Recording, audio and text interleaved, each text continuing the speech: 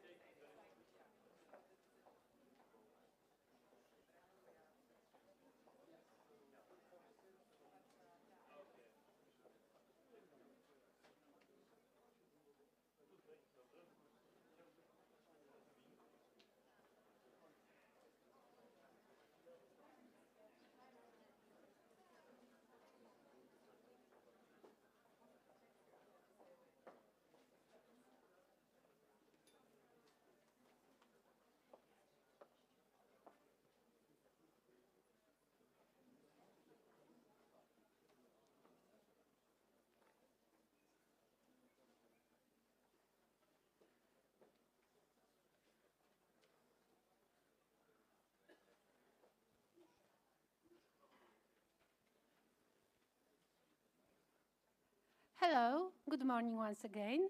We are very happy to welcome you today on our event, which will be focused on the frontier research. Today we will talk about frontier research. What is it meant by that? How can we join the researchers doing the frontier research? Why the frontier research is so important in today's changing world?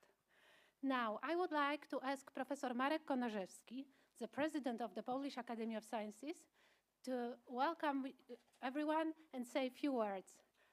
Professor, please.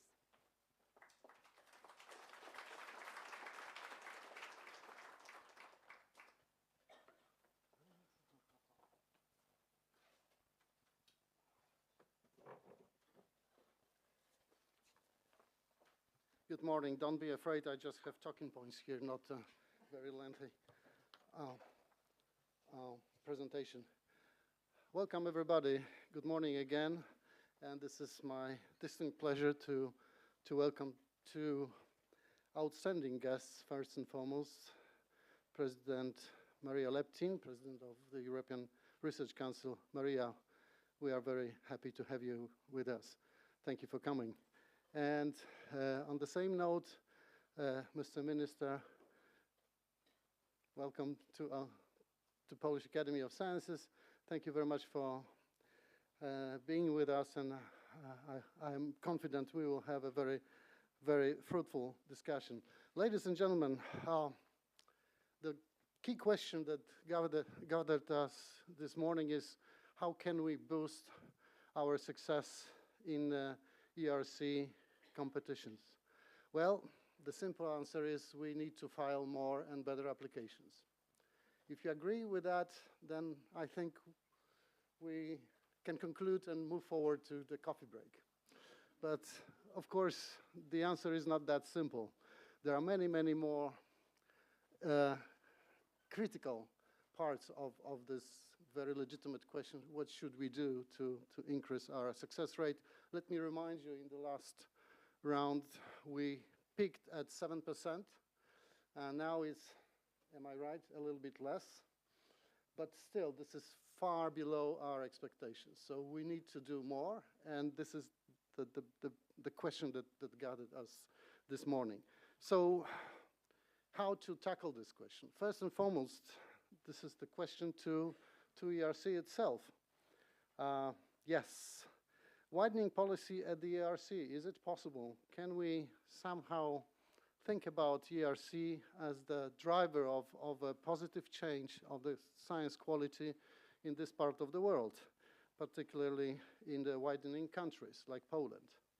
So this is the more specific question that we need to answer, and I hope we will be closer to the answer this morning. Then, of course, there is a more wide question: how to prepare for the upcoming framework program, the 10th framework program, FP10, because ERC definitely will play a key role in funding excellent research in the upcoming perspective. So the new mission for the ERC in this framework, how to foster the excellence-based research, maybe by funding the research centers. Maybe those centers be located in the countries like Poland. That's another very specific question and perhaps requiring a specific answer. And of course, above all, adequate funding for research, both at the European level, but also here domestically.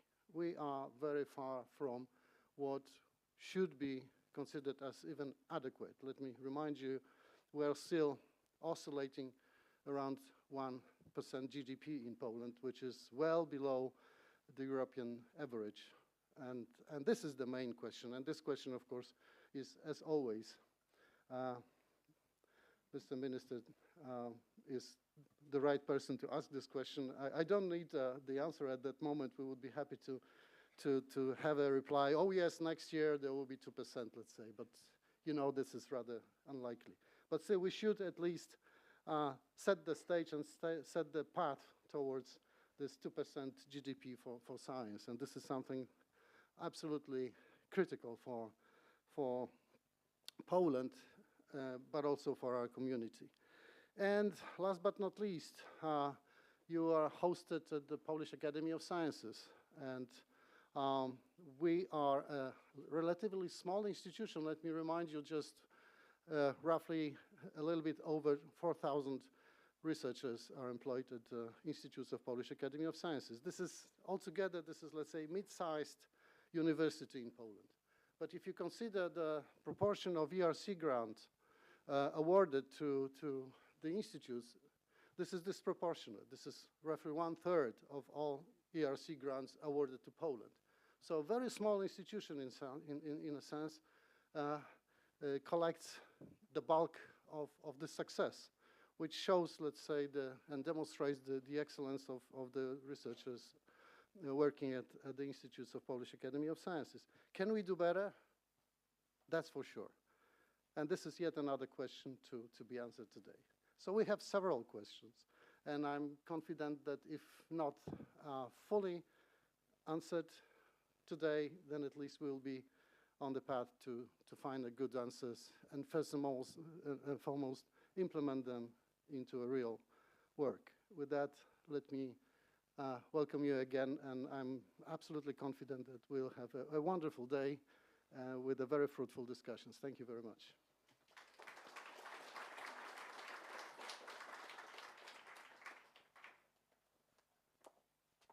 Now, let me ask our Nobel guest, Professor Maria Leptin, the President of the European Research Council, to take the floor and welcome everyone. Professor?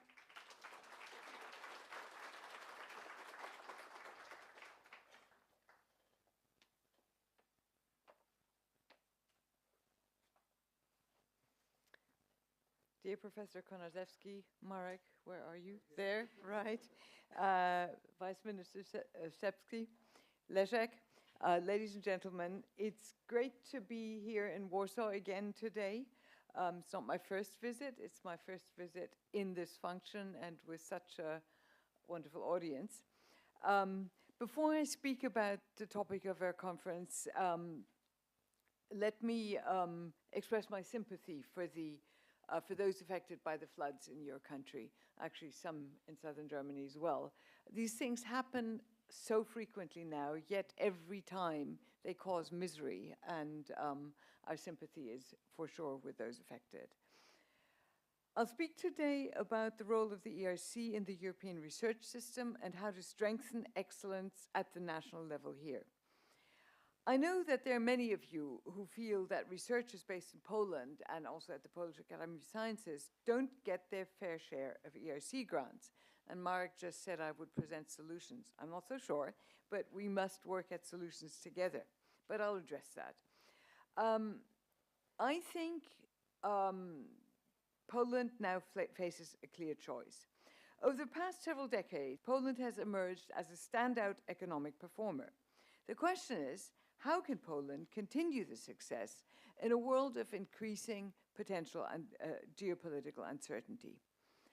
I believe that by investing in the research system today, Poland can build a research system that positions the country as a future leader in innovation and technological development. And that's actually also what I discussed with the minister this morning. This is what will set up the country for the next several decades. As you know, the ERC supports excellent scientists from anywhere in the world, of any age and in any field of research, including the humanities and social sciences. No predetermined targets, no quotas. The only conditions are that the ERC-funded researchers must be based in Europe and willing to conduct, and this is important, groundbreaking and ambitious frontier research projects.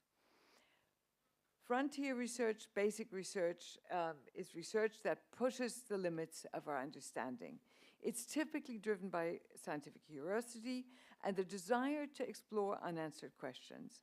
Unlike applied research, which aims to develop specific technologies or solve immediate problems, frontier research is foundational. It may not yield results for years or even decades, but when it does, it can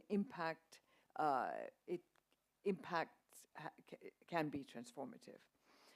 ERC projects have led to unexpected discoveries and innovations, from advances in quantum computing, new approaches for treating diseases, etc. These projects were not confined by predetermined outcomes, and it is this freedom to explore that makes them so valuable. I know frontier research can seem intangible at times, especially when politicians and policymakers are under pressure to deliver results in the short term. But history has shown us that most revolutionary ideas and technologies often emerge from long-term investments in basic research. Think about the development of optical fibers, which are now the backbone of the global internet, new materials, the rapid development of mRNA vaccines for COVID-19. All this was built on decades of basic research in molecular biology. Such cases underscore the nonlinear and often unpredictable nature of scientific progress. But they also illustrate the profound economic benefits that arise from patient investment in science.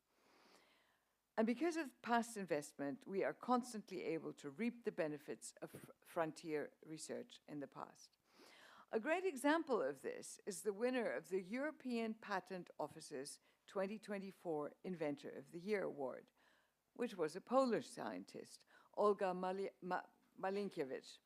She co-founded Solar Technologies, which has its headquarters here now, a company that specializes in printable perovskite solar cells as a lightweight and flexible method of harnessing solar energy.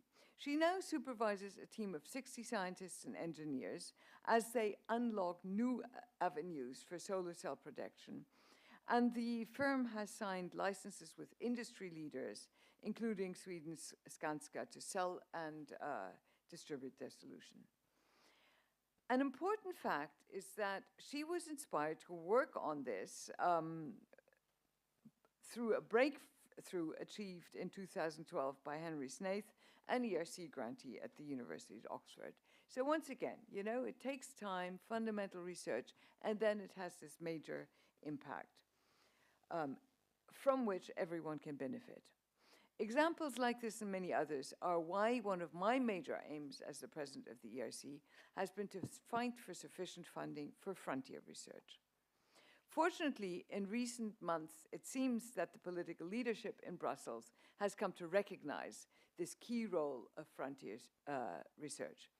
In July this summer, Commission President von der Leyen, who's just been selected for a second mandate, presented her political guidelines for the next European Commission. And I could quote for them, but I'll leave it out. But just to say that it was wonderful how she has put research at the core and at the heart of her political guidelines, with a clear commitment to increase the funding for both fundamental research and innovation. This was followed, to our great pleasure, on the 8th of September with the publication of the report by Mario Draghi on European competitiveness, in which he paints a picture of a continent which is specialized in industries of the last century and how we are struggling to find our place to adapt to this century. He notes that Europe is stuck in a static industrial structure with few new companies rising up to disrupt existing industries or develop new growth engines. So his report identifies three main areas for action to reignite sustainable growth. First, Europe must profoundly refocus its collective efforts in closing the innovation gap with the US and China, especially in advanced technologies. Draghi then goes on to identify a series of recommendations on how to do this. I highly recommend reading the full analysis. It's really great to see someone support us researchers in such a way. One of his recommendations is to double the support for groundbreaking fundamental research through ERC. He states that the ERC has become essential to the competitiveness of European science. ERC's reputation is built on a focus of excellent, independent decision-making and a rigorous evaluation. And he notes that the ERC is currently not fully recognizing its potential. It reaches too few researchers. It can't fund all the valuable proposals that are reached. So I'm happy to say that it seems that the voices of the scientific community have been heard, and I can only hope that this report marks a turning point in Europe's path, and the Minister and I agreed this morning that we must work together to make this reality. So, but what about the innovation divide? What about countries or regions that do not receive significant funding from the EU RNA framework, or as many ERC grants as they would hope for? Where is the value of expanding the framework program for those countries? The ERC Scientific Council, and I'm very happy to have our current council member and Leszek and our former council member Andrzej Jaszczyk here in the audience. I think Thomas Siedel may also be here. Yes, hi, very good to see you. The Scientific Council is very well aware that the community in Poland is concerned about what you consider the low number of ERC grants in Poland. You know that several Polish scientists have served in Council. I've just listed them. So the first thing I would like to get out of the way is that I don't believe that ERC panels are biased against either Poland or anywhere else. I know the ERC very well. I myself have been a panel member and then a panel chair, both on advanced and synergy grant calls. And I can assure you that the Scientific Council spends a lot of time trying to ensure that our peer review evaluation can identify scientific excellence irrespective of gender, age, or nationality, or the institution of the principal investigator.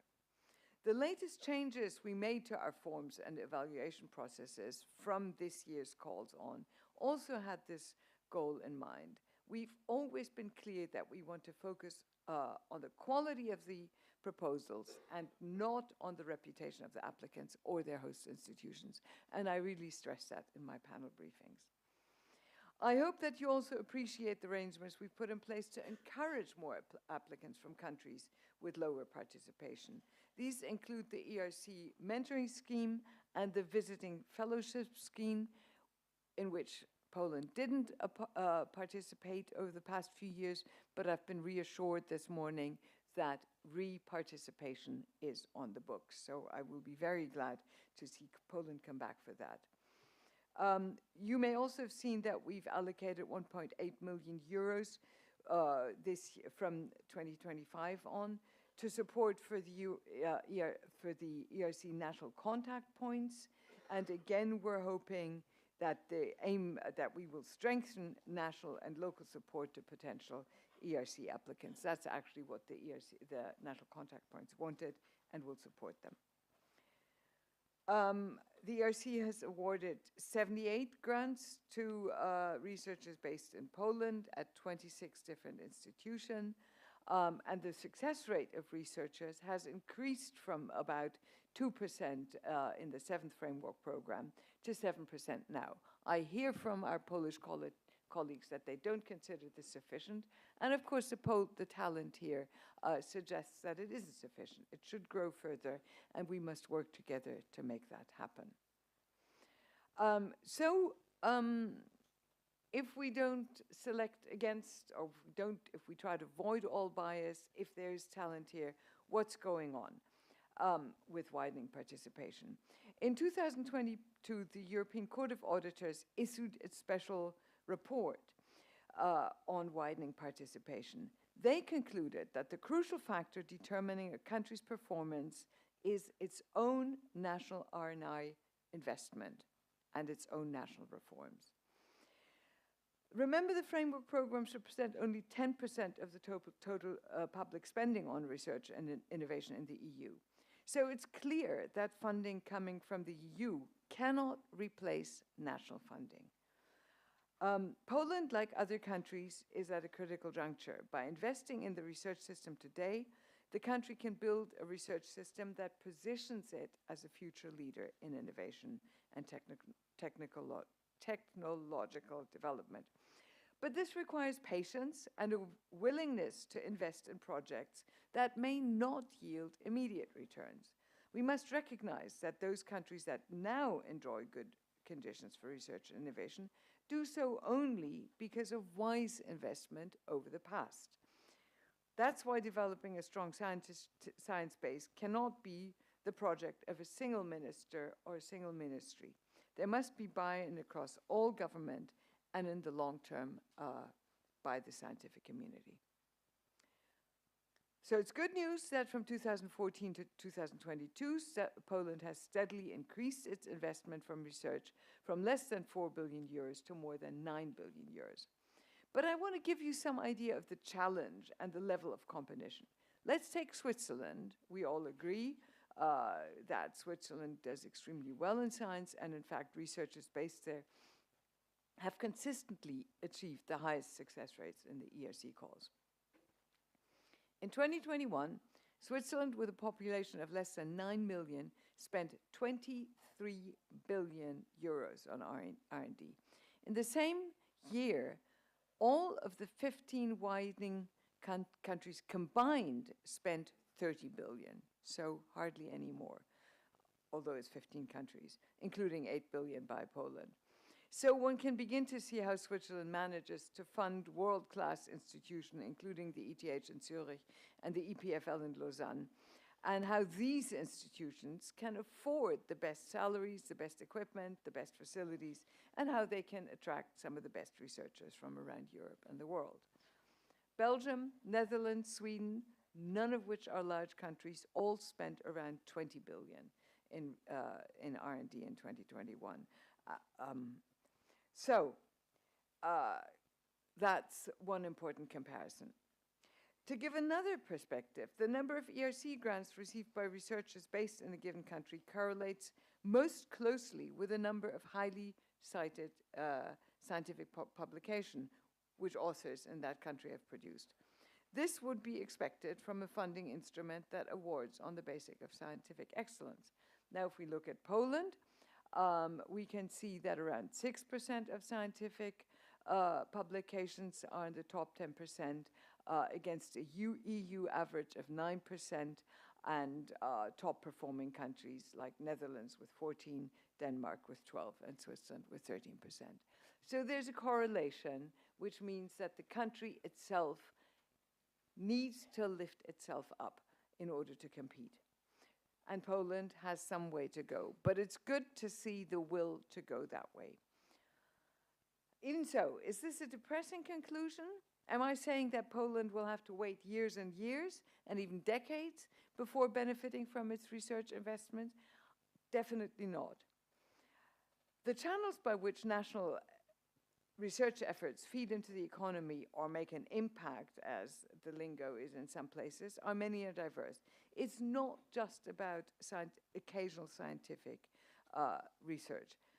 Research does not have to qualify for an ERC grant to be worthwhile. Basic research increases the stock of useful knowledge, both the kind that's written down and published, and the kind that people carry around in their heads, skills, know-how, experience. Research trains skilled graduates and researchers in solving complex problems, produces new scientific instruments, methodologies, creates international peer networks, etc., etc. Applied and incremental work are valuable and necessary. Incremental work is often sort of put off. I think that is one of the greatest mistakes. We can't have breakthroughs if we don't have the incremental work. That basis needs to be there. So you can see that building up a research system delivers benefits along the way, and not only when one obtains ERC grants. So most importantly, to keep improving, national policymakers need to create the conditions in which their researchers can flourish. This means that one must consider employment and working conditions, as well as open, transparent, and merit-based recruitment. You must strike an appropriate balance between competitive and institutional funding, look at ways to enhance the training, skills, and experience of young researchers, including international exchange. Again, I've heard this morning a strong will to enhance that, and we'll do anything to help. It's important to consider work-life balance and improve conditions for women in research. You also need to allow your best research the freedom to use their own creativity. Material conditions and career possibilities are important, but remember, people go into scientific careers to make a difference, but also for the intellectual challenge. They value autonomy very highly. Okay, you might say, all sounds very fine and very high-minded. It's important to build up the national science system, sure, but why should Poland care strongly about the next RNA framework program or increasing the budget of the ERC? I want to try and persuade you that it's in Poland's interest for the framework program to be successful almost regardless of the number of grants that Poland receives. It's because Poland and other countries can benefit from the research investment of other countries and also benefit from having dynamic, growing trading partners. If you look at the widening countries, you actually don't see countries that are sort of behind in development or mired in stagnation. Way from it. What we see are some of the fastest growing economies in the EU and indeed in the world. Poland has been growing steadily on average at 6% per year for over 30 years, with the sole exception of the pandemic year of 2020. This has seen the GDP grow nearly eightfold, really a staggering record. And Poland is not the only success story. The Commission's latest cohesion report states, 20 years ago, the EU welcomed new member states in its largest enlargement round to date. And over this period, the average GDP per head of member states who joined has increased from 52 to nearly 80% of the EU average. The gap of the rest of the EU has halved, and unemployment in these member states has decreased from 13 to 4%. So, how has this happened if research and innovation are crucial for economic growth, and Poland is what's called an emerging innovator? The point is that economies on the technological frontier need new knowledge to grow further, but countries that are still building their economies can call what is called catch-up growth. It's possible to reap the benefits of the research and innovation carried out in other countries, especially if those countries are linked in a close economic relationship as the EU market. The example I mentioned of Olga Malinkiewicz illustrates many of these points very well. She graduated from Warsaw, carried out her studies in various institutions in Spain, then started in the area of solar cells, developed first in Japan and then UK, and then set up her company back here in Poland. So that's a clear example of scientific knowledge being produced elsewhere and learned elsewhere by a Polish citizen, benefiting Poland. But more than this, it's in Poland's national interest that its neighbors and closest trading partners have dynamic and thriving economies. It's vital that some of the older EU countries develop new growth engines for them and for the EU, including Poland.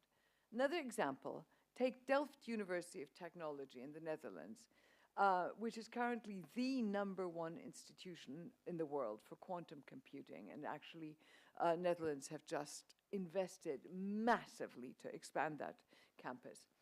Over the years, the ERC has funded a number of grants on this topic to researchers based there. And the Dutch government, like as I says, is investing millions and millions to build that companies. You could say, what's got that to do, what does that have to do with Poland? Well, to me, this is not a Dutch success story, it's a European success story. It creates the growth of the future. It addresses economic security for all of Europe. Given the global uncertainty, if and when these technologies mature, all of us, including Poland, will be in a better position to use them if they're developed within the EU single market.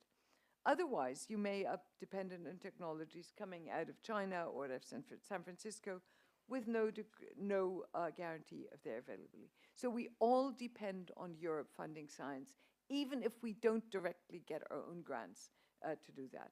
So for these reasons, we should celebrate our neighbors' research and innovation and economic success.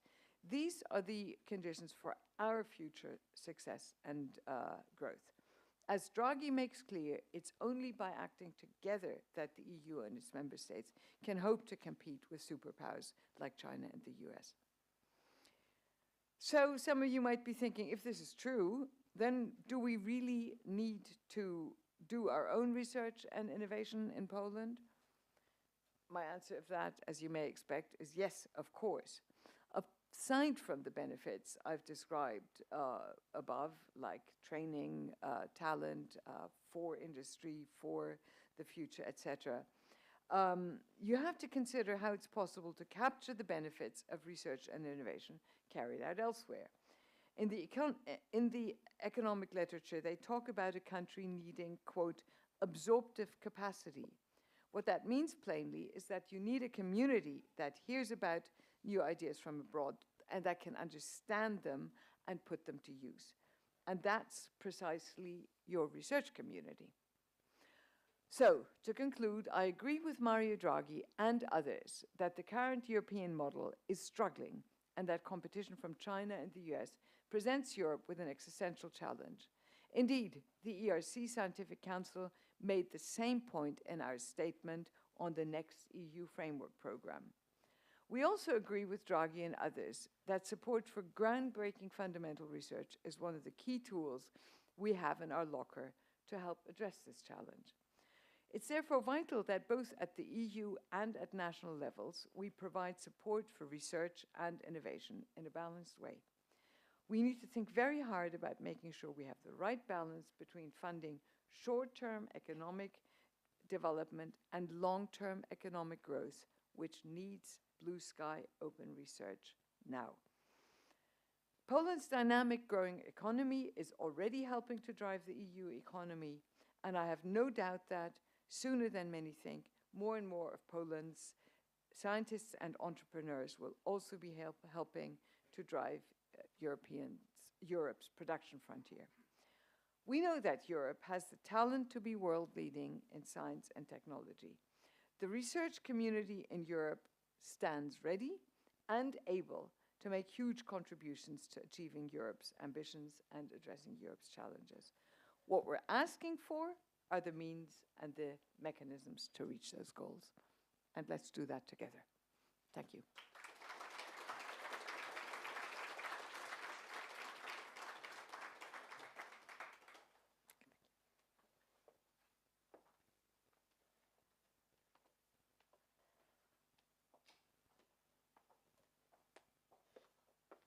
Thank you very much, Professor Leptin. Now I would like to invite Professor Andrzej Szeptycki, Undersecretary of State in the Ministry of Higher Education and Knowledge.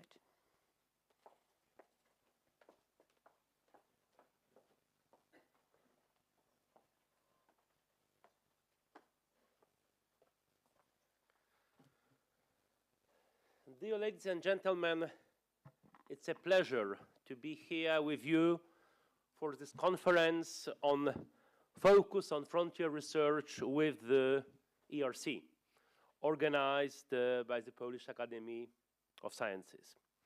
I'm very happy we can host today in Warsaw Professor Leptin, the president of the ERC, who just had a meeting, fruitful meeting, as I've heard, with the Minister of Science, Dariusz Wieczorek, and with our team. I'm also very glad that I can meet with our hosts, authorities of the Polish Academy of Sciences. This is indeed an important topic we are going to discuss today, or maybe even two interdependent topics. So, on one hand, frontier research, but on the other hand, our cooperation on that topic with the ERC. Frontier research expands the borders of our knowledge. they have an influence on social, economic, and technological development, and in consequence, they strengthen our economies and they increase the quality of our life. We are living also in very, I would say, uncertain times. The floods in Poland and also in other Central European countries have been already mentioned, but we could add here climate change, COVID-19, full-scale war in Ukraine, or challenges related to the development of artificial intelligence. And in that context, frontier research is also necessary to give us answers, to give us instruments how to cope better with these challenges.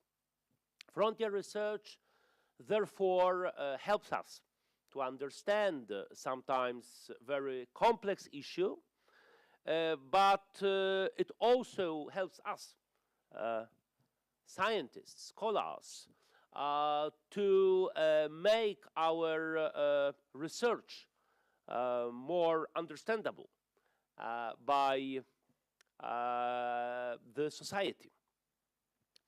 In that context, the ERC plays a key role in the European Union and in the member states because it guarantees the scholars' complete independence. It also gives them, through its grants, international recognition.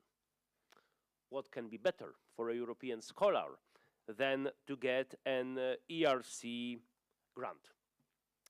We, as the Ministry of Science and Higher Education, we are actively involved in that process, trying to support the Polish academic community in their European endeavor.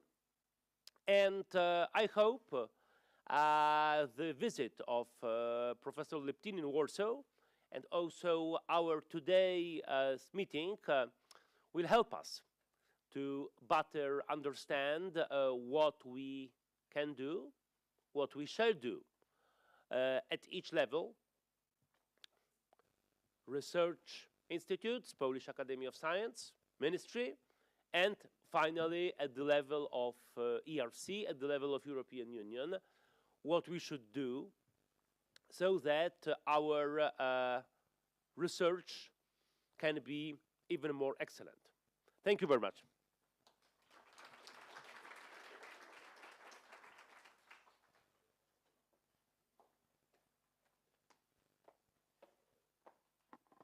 Thank you very much. Now, I would like to welcome also our online audience who's watching us via YouTube channel. So good to have you there. And I would like to invite Professor Leszek Kaczmarek, who will lead the roundtable discussion on frontier research and its key role in addressing global challenges. Professor Kaczmarek will be accompanied by our guest, Professor Justyna Olka from Warsaw University,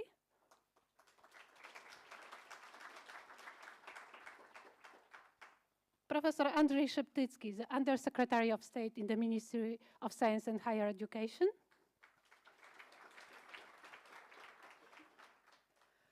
Professor Maria Leptin, the President of the European Research Council, Professor Marek Konarzewski, the President of Polish Academy of Sciences, and Professor Aneta Undas from the National Science Center.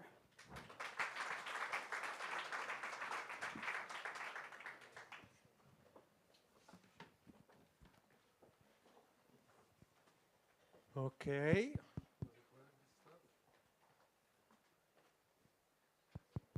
Okay, thank you very much. Still good morning. So you've heard my name is Leszek Kaczmarek and I work at the Nensky Institute of Experimental Biology, Polish Academy of Sciences, and I'm a neurobiologist. And I want to introduce our guests because all of us are scientists, despite all these functions which we have. So Maria Leptin, the ERC president, as we've heard, is got her PhD in immunology and then became developmental biologist. He had part of the career in various countries. He was a postdoc and staff fellow at the MRC, Medical Research Council Laboratory in Cambridge, a mecca for molecular biology, especially in terms of the Nobel laureates. She was also at UCSF and she was at the Max Planck Institute in Tübingen and then at the University of Cologne. Then, maybe in this order, Professor Aneta Undas, who is the chair of the Council for the National Science Center, as we've heard. He's head of the Department of Cardiosurgery, Anesthesiology, and Experimental Cardiology of Collegium Medicum of the Jagiellonian University. She's member of the Polish Academy of Sciences, and she's specialist on mechanism and conditions of the blood clotting and atherosclerosis. Professor Marek Konarzewski, who is the president of the Polish Academy of Sciences. He's also professor of the University of Białystok and Warsaw Faculty of Artes Liberales. Yes, I'm coming to that. He was been linked also for the Mammal Research Institute in Białowieża. He is the specialist in ecology and evolution. He was a postdoc at UCLA with Jared Diamond. Professor Andrzej Szeptycki happened to be a politician here, but he's actually a political scientist coming from the University of Warsaw. Not biologist. Not biologist. And specialist on France, Ukraine, and Eastern Europe in general. And then Professor Justyna Olko. She is, I haven't written it down, specialist in history, ethnology, ethnohistory, anthropology, social linguistics of pre-Hispanic and colonial Mesoamerica, with particular emphasis on Nahua culture and language. She's director for the Center of Research and Practice in Cultural Continuity, that is at Artes Liberales at the University of Warsaw. She was ERC Consolidator grantee and also member of the Council of National Science Center. So I'm really privileged that we have so distinguished colleagues, scientists, but also we are meeting here in a role of policymakers in a way. We are supposed to discuss science, how it should be organized and how it should be better done in Poland. So I structured this panel into 3 questions, and I will ask every panelist to comment on each of the topic, like 2 minutes. Then we may have some exchanges, views between us. And the first one is about frontier research. The point is that we already heard from Maria Leptin so much about she thinks frontier research is important for many various reasons. So maybe I shouldn't press Maria to go more on this, but rather something related. We use these words: basic research, fundamental research, blue sky. Now we say frontier. What is really the difference? Do you think that there's a kind of evolution of this terminology and evolution of the concept? What is really frontier research? Why we distinguish? Why we use this term, especially at ERC nowadays?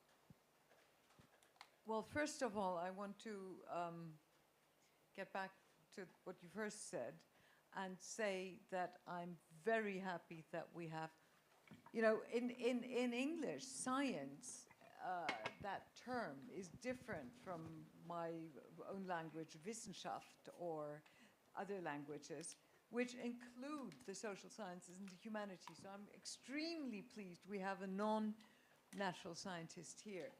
And I'll have some fizzy. Yeah, that's fine. That's fine. So I'm very pleased to have a non-scientist here, and this allows me to stress that really a driving force in research is to satisfy our curiosity. That's a deeply ingrained human behavior. We have it as children, but we also have it as adults. We are curious, and through our curiosity, we find out stuff about the world. And that's what basic research does. Now, why do we not call it basic research only? And what is frontier research? What is important about both basic research and applied research can be incremental. I've said that before. It is important to sort of create a solid foundation, get all the facts right, find out little details, etc. Frontier research means we are going, well into the unknown. At least the aim is to go well into the unknown. You can't plan it because it's unknown. And that can happen in many fields. It can also happen in technology. So the ERC and all research councils also fund medical research, fund engineering. Those are often projects that have an immediate application. And they're not very basic. It's not completely new knowledge of things that we've never thought or heard about before. But they're frontier, and they're equally unknown, they're equally high risk, they're equally ambitious. So that's why we like to call it frontier, rather than insisting on the basic. Thank you very much. I think this is very important to understand this. What is really frontiers? The frontiers can be in every field. Something at the frontier of unknown, the most advanced one. Thank you for this. So maybe we start with this opposite order. So maybe we start with Justyna. So the question is, why do you think frontier research is so important for the society at large? Mm-hmm. So frontier research in all the disciplines responds to major pressing challenges of our time, but it's even more. It can anticipate what we will have to face in the future as the humanity. So this is why we need it in the first place, and no discipline is more important than other in this sense. What is important is the absolute autonomy of research and its capacity to solve problems, question paradigms, limitations, and divisions, also disciplinary ones. So when we are told over and over again by politicians that our research, the priority of our research is to be useful for the Polish society and not so much in the global context, then the response is obvious, at least for me. We cannot provide innovation and cutting-edge results for the Polish society if we are not supported in doing frontier research that responds to major global challenges. And then it will also be very relevant locally. Thank you. Let's go on with Professor Szeptycki. Now we have this political scientist and politician view on frontier research. Well, yeah, politician. If I was asked by a taxpayer, why do I need, to support fundamental frontier research, what does it bring us? Sometimes issue, your research, we research are quite abstract for, let's say, ordinary folk. I would say that, applied research brings us very often the solution, very concrete one we need. But fundamental frontier research brings us, sometimes directly, sometimes within many years, solutions without the particle. We were not even thinking about, but very often this comes. An example which would be very obvious probably for, not obvious, but very good for ordinary people would be to say that the World Wide Web protocol was created in 1989 in CERN, European Center for Nuclear Research. Why? Well, probably because they needed it for organize the data, cooperate between different units. But sometimes something we are using in our everyday life without thinking of it. www was invented by doing, as a side product, if I may say so, of the frontier research, okay? So this is first point. But second point is, once again, when speaking to ordinary people, applied research looking for one very well-defined solution is not very interesting for somebody who does not need it. Frontier research, if done in a good way, may be also very interesting for ordinary people. So once again, explaining them why we are necessary. Think about Brief History of Time of Stephen Hawking. According to English Wikipedia, 25 million copies sold within, well, now 40 years. And everybody, I mean, lots of people who have never heard about, I mean, black holes and so on, try to understand it by reading this book. So therefore, they may be more eager to support more EU or state expenses for science. Thank you. Professor Konarzewski, what do you think, Marek? Why is frontier research so important? Just thinking of the flood that is affecting south of Poland and Germany as well. Thank you for bringing this to the table. Indeed, our hearts. It's much worse here, sir.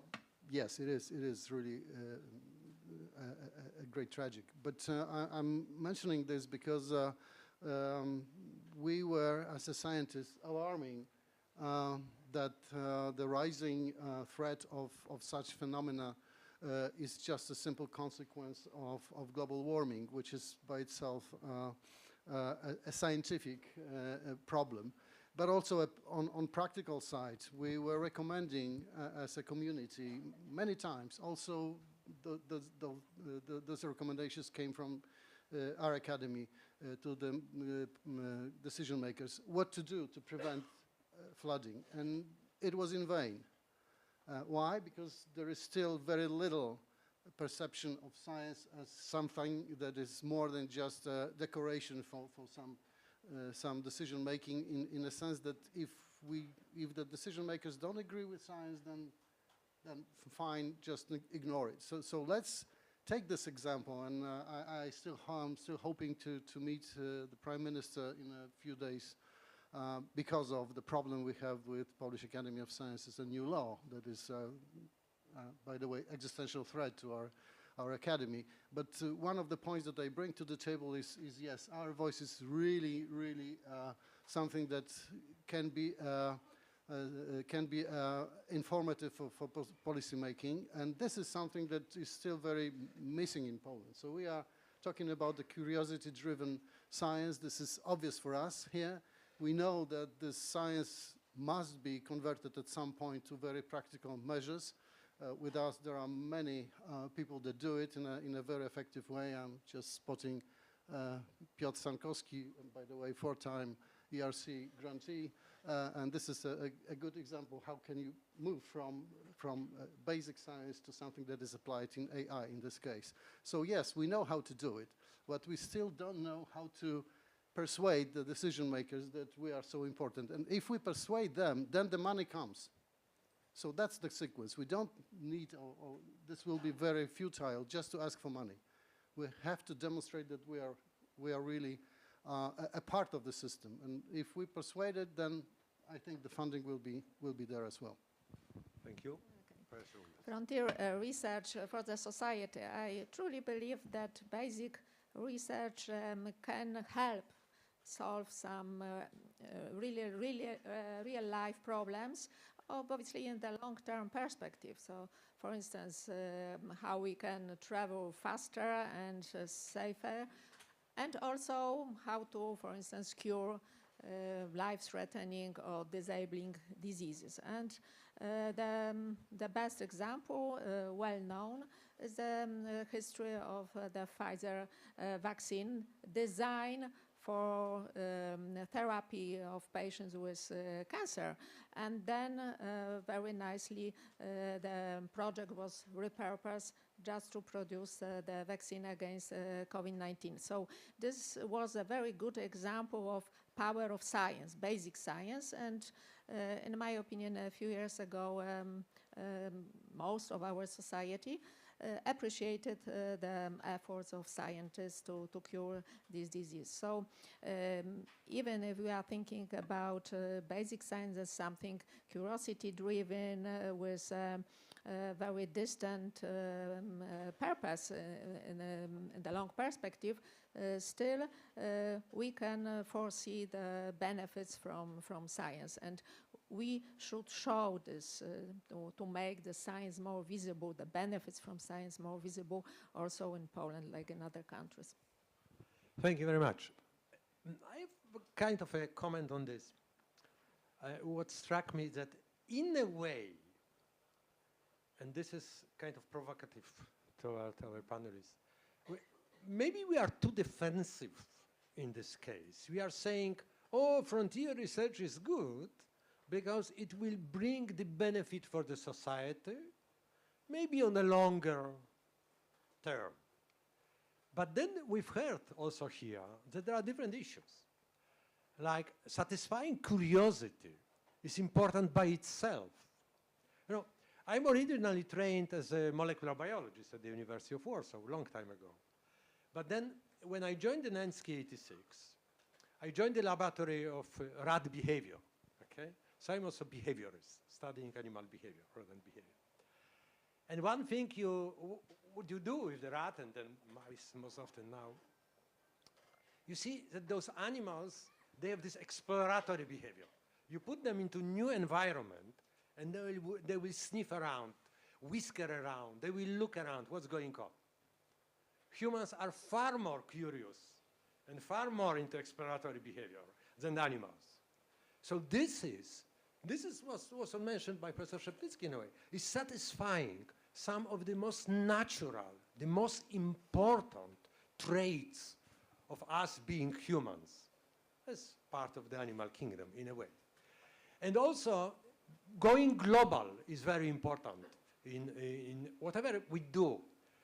We had a meeting of ERC in Bergen in June, and one of the colleagues was saying, you know, you have to recognize, it was time of the European Championship in football or soccer, as you like. I say, science is also a competition.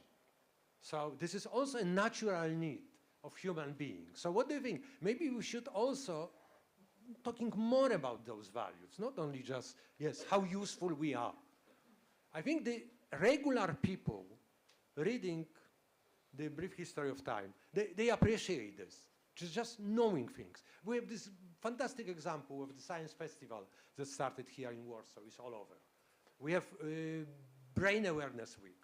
We have this thing, the science picnic in front of the National Stadium. We are talking hundreds of thousands of people who participate in them. The Copernicus Center, what do you think about this? If anyone would volunteer to say something about that. Well, I mean, of course you say, you know, speak from my heart. That's how we feel. And I think most people will say, yes, of course we should indulge in our scientific curiosity. The trouble is, when it comes to paying for it, it's like, you know, having a state opera, a state ballet, state orchestras. We think those are great, but paying for it when people don't, you know, don't have good health care, or don't, when flood relief has to be paid, or whatever else, the war has to be, our war efforts have to be supported. That's the difficulty. The difficulty is to convince people not so much, you know, the black hole was front page news. That's amazing. It's of no use to anybody at all, that black hole. It's not going to cure cancer or change the climate. So yes, the fact that fulfilling one's curiosity is valuable is not in question. It's trying to convince people that it's worth spending money for that. And there, I have to say, we are rich. We're rich. We're not a third world country anymore. I just said Poland's GDP has gone up like, you know, skyrocketed. We can afford it. And we do have to push that. And we have not to say about these things, they may one day create useful knowledge. They may or they may not. Very often they do, including in the social sciences. You know, migration, languages, all very important to say. So I think that it's not the fact of whether we want to pursue our curiosity, but at what cost.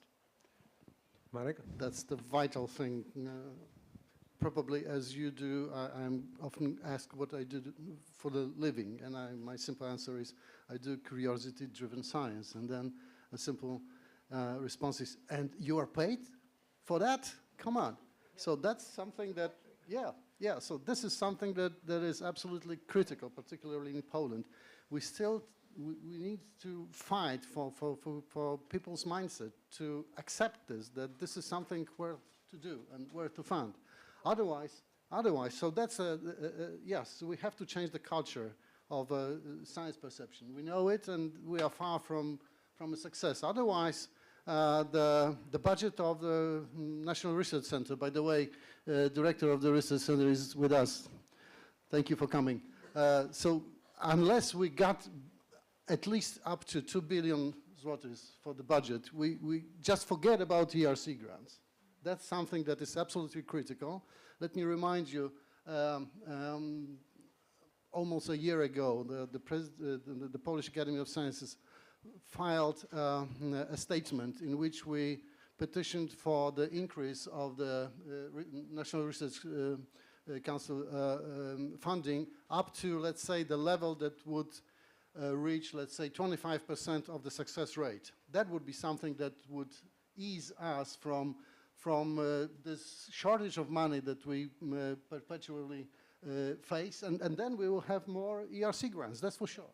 Thank you. Justyna. Money, money, money. What about culture? I don't think there is a major contradiction between curiosity-driven research and socially beneficial research. It's just we should, I think, finally overcome this division between commercial applications and social applications. So when you mentioned that there are many recipients of our curiosity-driven research, that this gets spread into society and people get develop interest in this, this is also our contribution to creating knowledge-based, knowledge-driven civic society. Our research, even if it doesn't have direct commercial application, then it can contribute to social justice, to education, to overcoming these very dangerous trends in the global society. I mean, for example, spreading conspiracy theories. So enhance critical thinking, trust to research. All of these are very major benefits that result from curiosity-driven frontier research. Thank you. Maybe again a bit about money, because I think that Polish science needs more money. Yeah, it's obvious, but we have a lot of very good scientists. Yeah, inspiring ideas. Yeah, and the success rate at the level of 10, 11, or 12, it's below the standards. Yeah, we cannot found a really good project, and as you nicely said, 25% success rate is needed just for Polish scientists. It's not only a National Science Center issue. So indeed, without investment in science, more spending on science, on basic science, we will not have successes at the ERC, and we will not contribute at a sufficient level to the general knowledge, yeah, not only in Europe, but also around the world. So it doesn't matter if it's a culture issue of or life sciences or engineering and anything. So still, without money, we cannot be better, and we cannot be visible, we cannot be competitive as compared to our colleagues. Yeah. Thank you. 2 points briefly. First, about the needs. I like very much this curiosity aspect. The problem is that we always have to make a kind of hierarchy of our needs. And unfortunately, in Poland 2024, our first need is security, for obvious reasons. And I'm sorry for that, being both a politician and a political scientist, but for the moment we need weapons. Second point is that indeed, in all the fields we are researching, I think we have to ask ourselves what's interesting, necessary for the others on very different levels, what we can do. Several years ago, I've been to a kind of seminar how you can use social sciences knowledge to increase your competitiveness, how you can get funds, stuff like that. So there were two young guys explaining us writing grants, looking for enterprises which would be interested in your job and so on. And then there is a lady who stands up and says, well, I'm sorry, I'm working on Derrida philosophy. So could you tell us how I can use my knowledge, to look for some kind of business which would be interested in what I'm doing? Well, basically they ran out quickly without kind of explaining her what to do. And now I'm thinking what you've said. Maybe Derrida would be very useful in fighting, disinformation, in developing critical thinking. But this is something she was clearly missing a little bit. She was working on something very interesting, but without this second stage, how this could be useful. Okay, thank you very much for this. No, we have to... Okay, just a quick comment. Mr. Minister, we are spending 5% of GDP on hardware that we are buying from elsewhere. I mean, of course, the defense budget. Think of Israel. Why should we just buy this from the outside rather than trying to do it domestically? There are many people out there that knows how to do it. We have these technologies, and we don't use any one of them at the moment. So that's the problem. That would be a part of the funding of science in Poland, just like in Israel. This is a very good mechanism for doing this. We don't use it at all. Okay, thank you. Anyway, so we are stuck with the money. Anyways, now, one of the reasons why we are here and Professor Leptin visited us is also because Poland is assuming the EU presidency as of beginning of the year. And that's an important role of Poland that is underlined. We are saying that Boris Budka is the head of the Euro Parliament committee that deals with research. Piotr Serafin becomes commissioner for the budget of the EU. So we are playing in the first league on the EU decisions. We have to realize this. Poland is among the most important players now, as far as the EU is concerned, especially the money, the budget. And then there are preparations for the next so-called framework program, 10FP. This is a code name. This is what I hate about this Brussels. They use acronyms, okay? It takes a lot of time, also at ERC, that we have to understand, because, you say this, but there are people saying always this, blah, blah, blah, ABC, CDH, and so on. So, the European funding for research comes in within so-called frameworks of European budget, which is now 7 years installments. And they called being framework programs. After 7 framework, there was no 8 framework actually, there was Horizon 2020. Now we have Horizon Europe. Horizon Europe is 9th FP. So 10 FP means probably next horizon. I don't know what kind of horizon might be behind the horizon, but anyways. So now it's a question. What are your expectations from this incoming? What we can contribute to this? What we should expect on a European scale from this program? I know, maybe we'll start with Mark. Okay. The simple answer is we need the mechanism that will make our investment into the program profitable. And as you know, at least in the last perspective, we got €0.25 out of every single euro that we invested. So we're well below, let's say, being at zero, not mentioning the net income. So that's the problem. And why is that so? Because each and every framework program till now didn't allow the people like you, I mean the basic research, to be really fully implemented. And you know it well. You know how much of the flexibility was required to fit into all these schemes. And in fact, you spend a lot of time not thinking about the best possible science, but how to, let's say, sneak away from these constraints that were embedded within the framework mechanisms. So what we need is really the program that unleash your potential here in Poland, but also elsewhere, including humanities, because that's something that suffers a lot from a very rigid mechanism of framework programs. So I would say this is up to the decision makers again to make it really accessible to us and not to focus on the implementation and application in the first place, because this is just the worst possible approach. We need to unleash the basic research, including, of course, an increase of the funding of ERC, which is absolutely pivotal. Yeah. Thank you. Maria?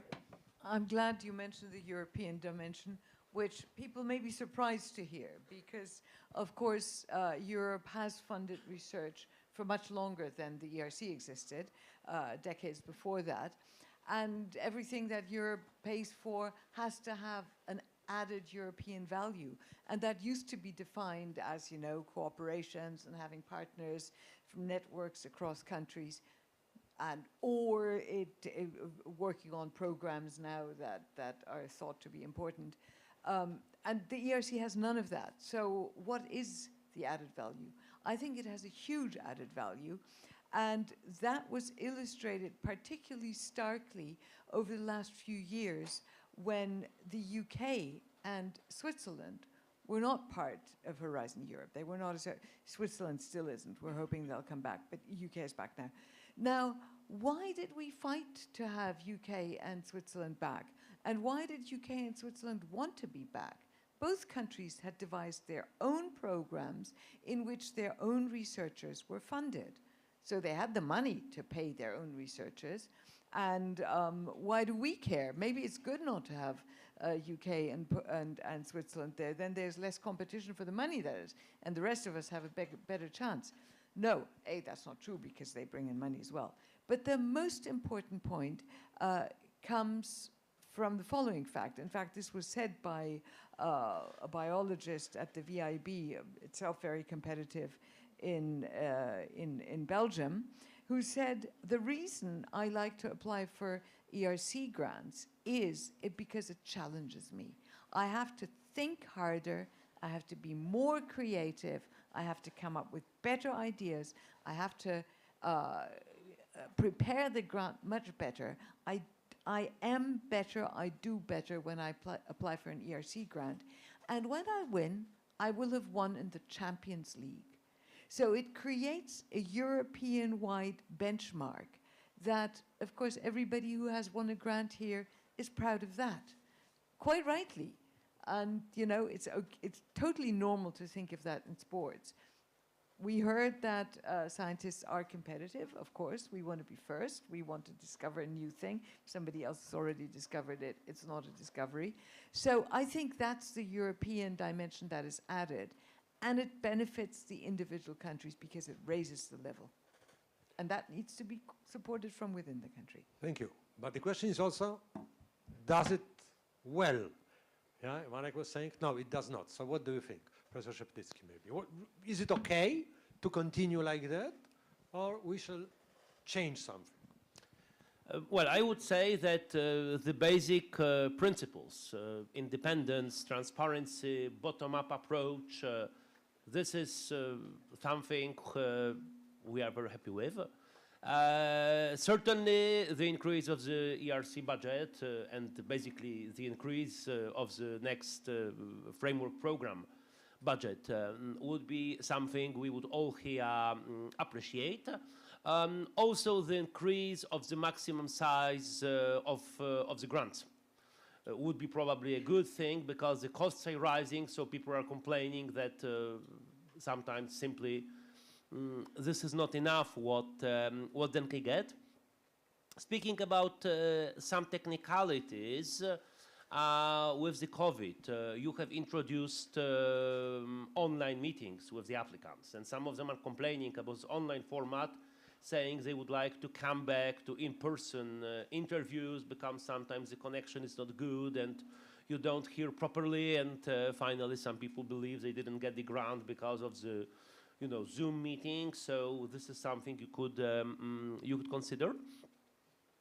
And last but not least, I'm not sure if this idea I will mention concerns directly ERC or some other part of the FP10, but I also do believe having grants based on the ideas of the scholars who know what is most interesting to push the frontier research.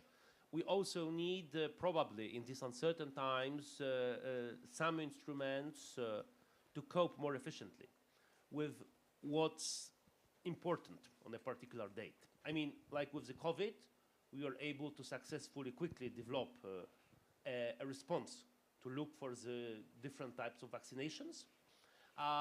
Like here in Central Europe, we have to deal with different types of challenges coming from the East. We need a kind of research-based responses for that. Maybe besides standard ERC grants, but we need also a support here. Thank you. Christina? In my perspective, I think what I envision would be beneficial is the further refinement of transparency standards in evaluation. I think ERC is now a global leader here, but I think it should be seen as a path and not as a final outcome, and especially other programs of the European Commission should be more inspired by these standards, because there is, in my personal experience, there's a huge gap between high levels of ERC evaluation and much less transparency in other programs. Then I think strengthening, widening, and expanding the proof of concept grants. Less than 8% of these grants went to humanities and social sciences, only one proof of concept for humanities in Poland, and broadening the thematic scope, including social innovations and social applications explicitly or more explicitly, is something I think that would be beneficial. Also supporting more strongly cross-institutional European projects. They are still a minority in ERC grants. In my personal experience, this has been very, very efficient way of doing frontier research, and continuing to construct more direct links with the society and the sense of social responsibility, going beyond global north paradigms in research and looking for new forms of social engagements. I think we are on a good path, but we shouldn't stop. Thank you. Aneta? I think that from the perspective of the widening countries, the ERC should support to the larger extent collaborative projects. Yeah? And this collaboration between different countries, different institutions could be helpful also for Polish scientists. And for instance, the new types of synergy grants, or like in one of our project, Quandera, for instance, and we have projects at the same scientific levels. Maybe the projects involving partners from the widening countries should be a priority. Yeah? So this is one of the solutions in which Poland and Hungary, Slovakia could be more successful. So some institutional support for widening countries could be within the new ideas, new initiatives in this FP10 program. Thank you. Let me comment a bit. So this widening, what does it mean? Again, it's a kind of acronym, European acronym. Those are the EU members, starting from this 20 years ago, my first 2004, plus Portugal and Greece. And those are poorly performing countries. And this is why Europe should widen to include them in a way. Very generally, I would like to say also, to just comment on my side. So I've been beneficiary of the framework programs. I got the grant in the 5th framework, several in the 6th, 7th, and during the 6th and 7th framework, my lab was run on the EU money, really. Majority of the people were employed and so on. And then suddenly stopped at Horizon, because what happened was that Horizon became so horizontal that the success rate in the health domain, to which we kind of belong, went below 3%. And doesn't make any sense to run grants with so low success rate. You just toss the coin. You cannot do it. Transparent, not transparent, you just cannot do it. If you've been on any panel looking at, you know, one of 30 projects, doesn't make any sense. So now it's getting better. We have missions. So most of the Horizon is top-down, okay? ERC is bottom-up. Most of the Horizon is top-down because it has to pay tribute for the social needs, societal needs in a way, yes? So I would personally support this, that there should be this decision about certain areas in which EU wants to invest, but then allocate sufficient money to select really the best project with the success rate at least, let's say, 15% of something, because I think 20 is even better. Anyway, then we go to the last point I would like to discuss, which is this tricky issue, already been alluded in a way. Maria was saying, just improve yourself. Okay, that's a good idea, sure. Everyone should strive to become better. But the question is, what can be done to improve participation of Poland, or more widely, the widening countries, in the EU research program, and especially in the ERC? What do you think? Maybe we start with Aneta. What shall we do? As I mentioned previously, the collaborative project is a good idea. Something like, as I mentioned, synergy grants. Yeah, we should encourage Polish scientists to be part in the partnership with stronger partners from Germany, from UK or Switzerland. So this is generally a good idea, and also support something like internships, for instance, for Polish scientists in the lab or groups run by the ERC grantees. Something which could improve the competences and also make our scientists more visible, yeah, at the European level. Professor Szeptycki.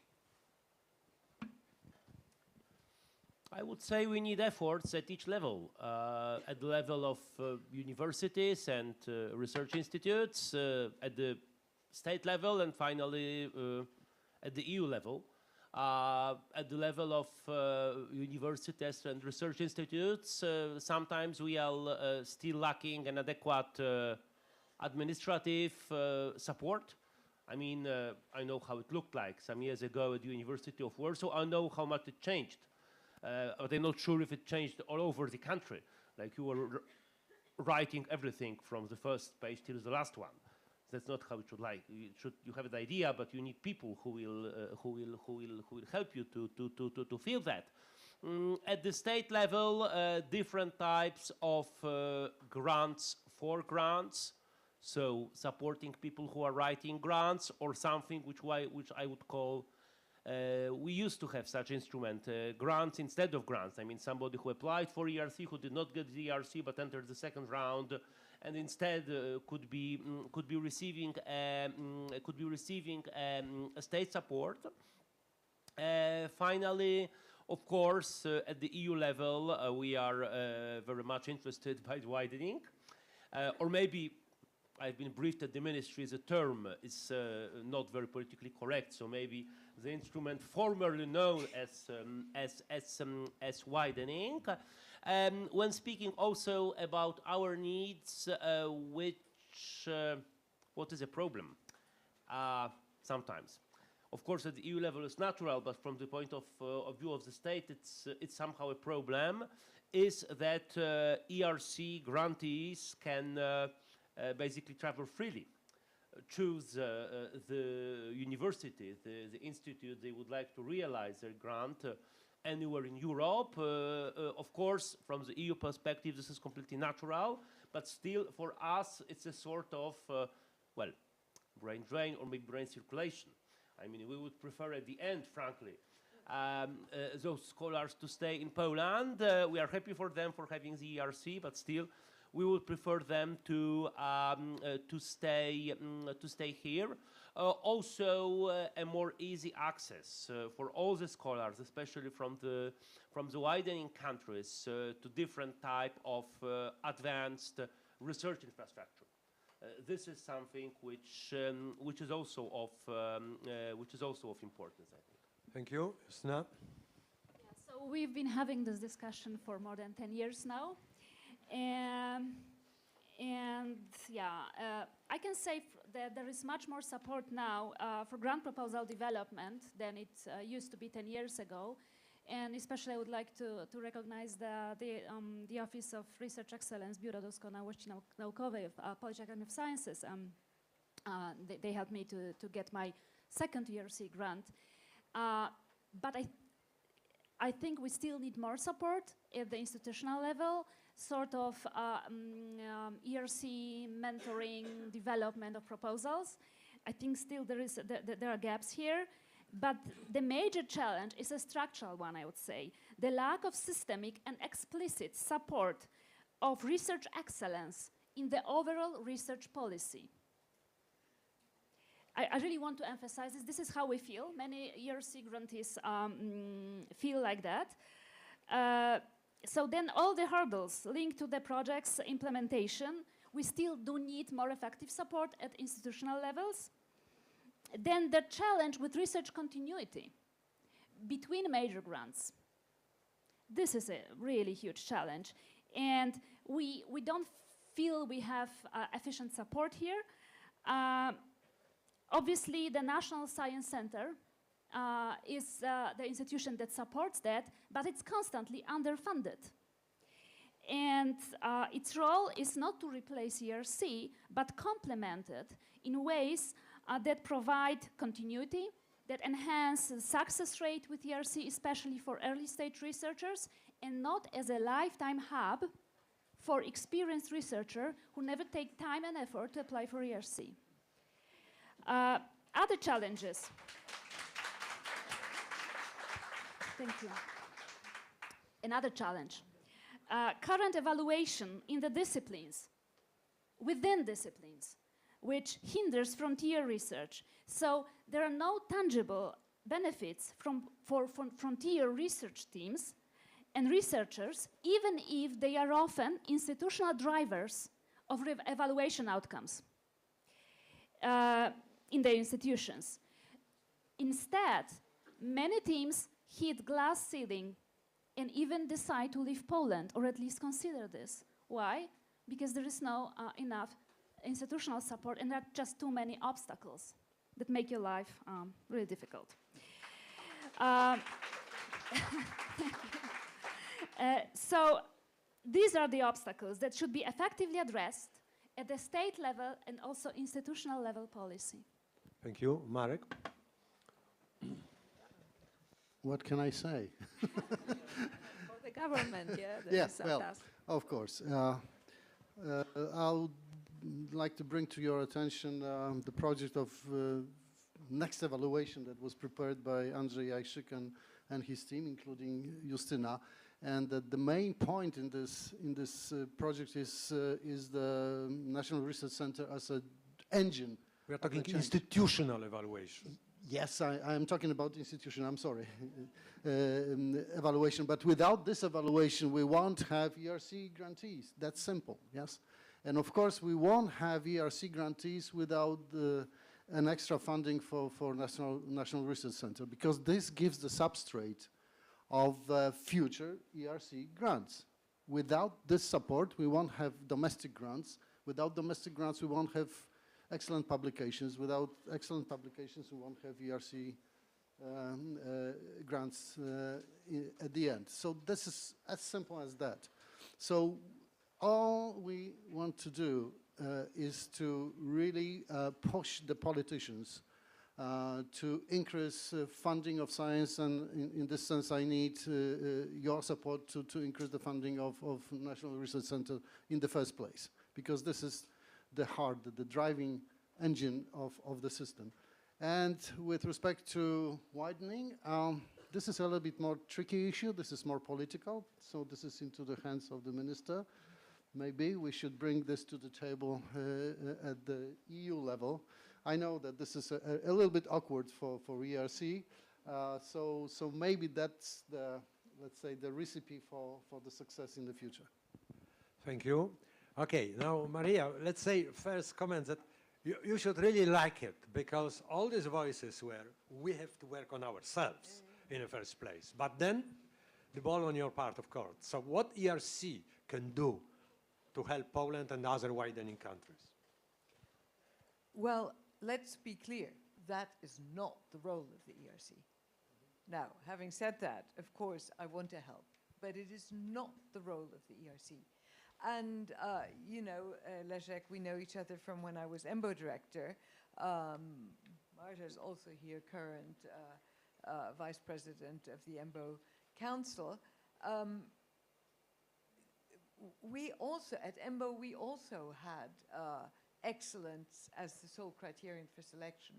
But we had programs in place that recognized that you need to have separate programs to lead countries to excellence. So the installation grant program was one such program that made it easier to integrate excellent researchers from widening countries into a network of the young investigators. So I could well imagine that, and I would be the first to help set up such programs that do this from the EU side.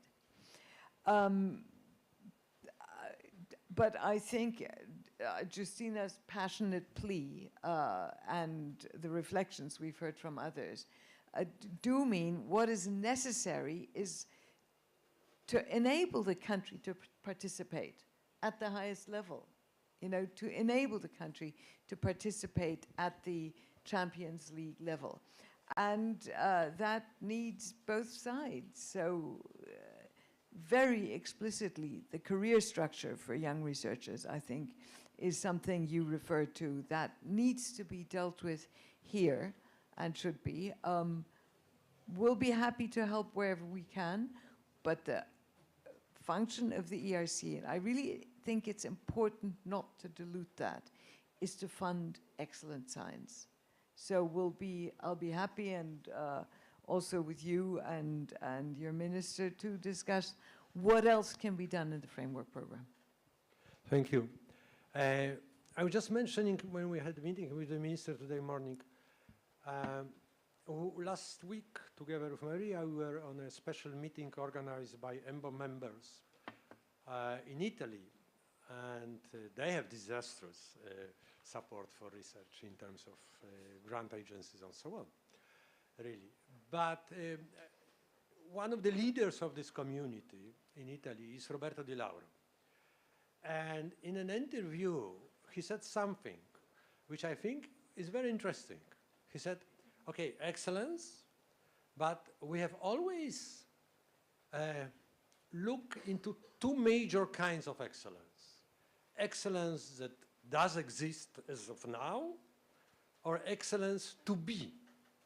To which extent we shall support those who have, as we say in Poland, papers to become excellent. It means that those they have potential to grow into excellence. Because if we lose this, it's also a waste for us. So then there is a question, the general question. Do you have any ideas what kind of instruments could be proposed to support this kind of excellence to be?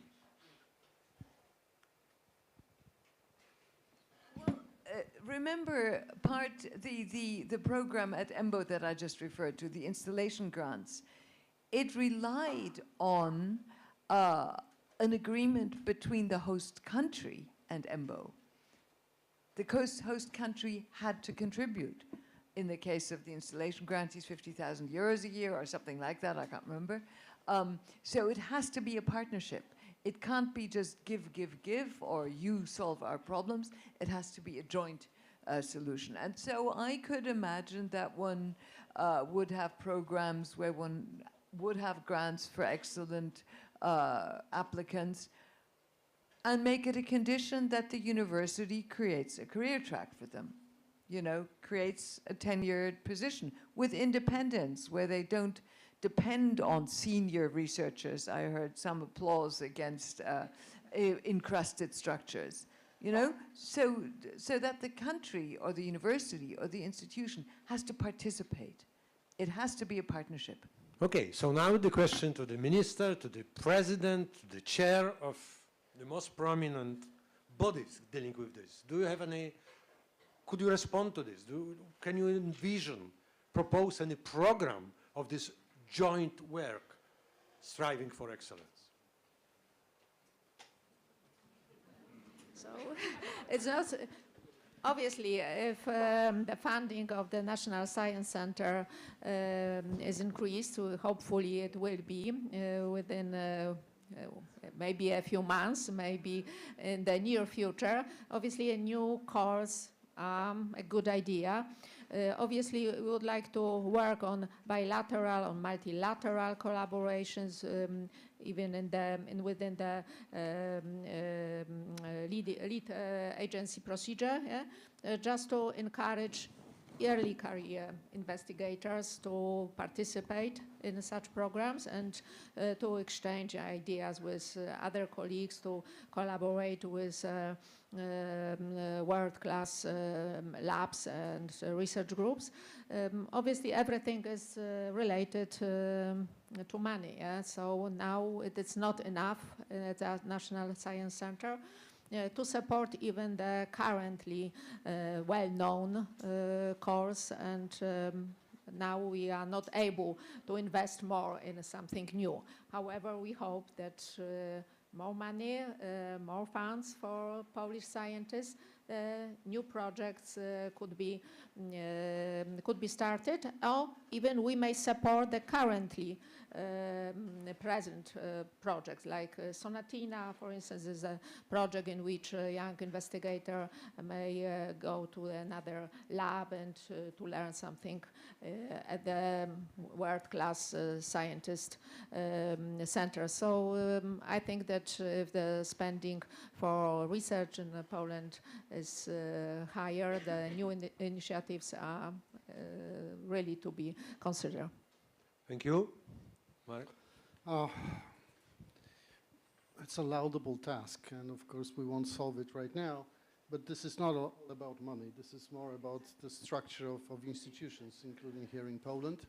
And first and foremost, we are in the 9th month of the new government. Have you heard anything about the strategic plan for the development of science in this country? No. Maybe I missed something. No, nothing like that. So this is one level that we are still missing, let's say, the embedment of science into, let's say, broader scale of the policy making in Poland. But also internally, I'm speaking about Polish Academy of Sciences, 69 institutes.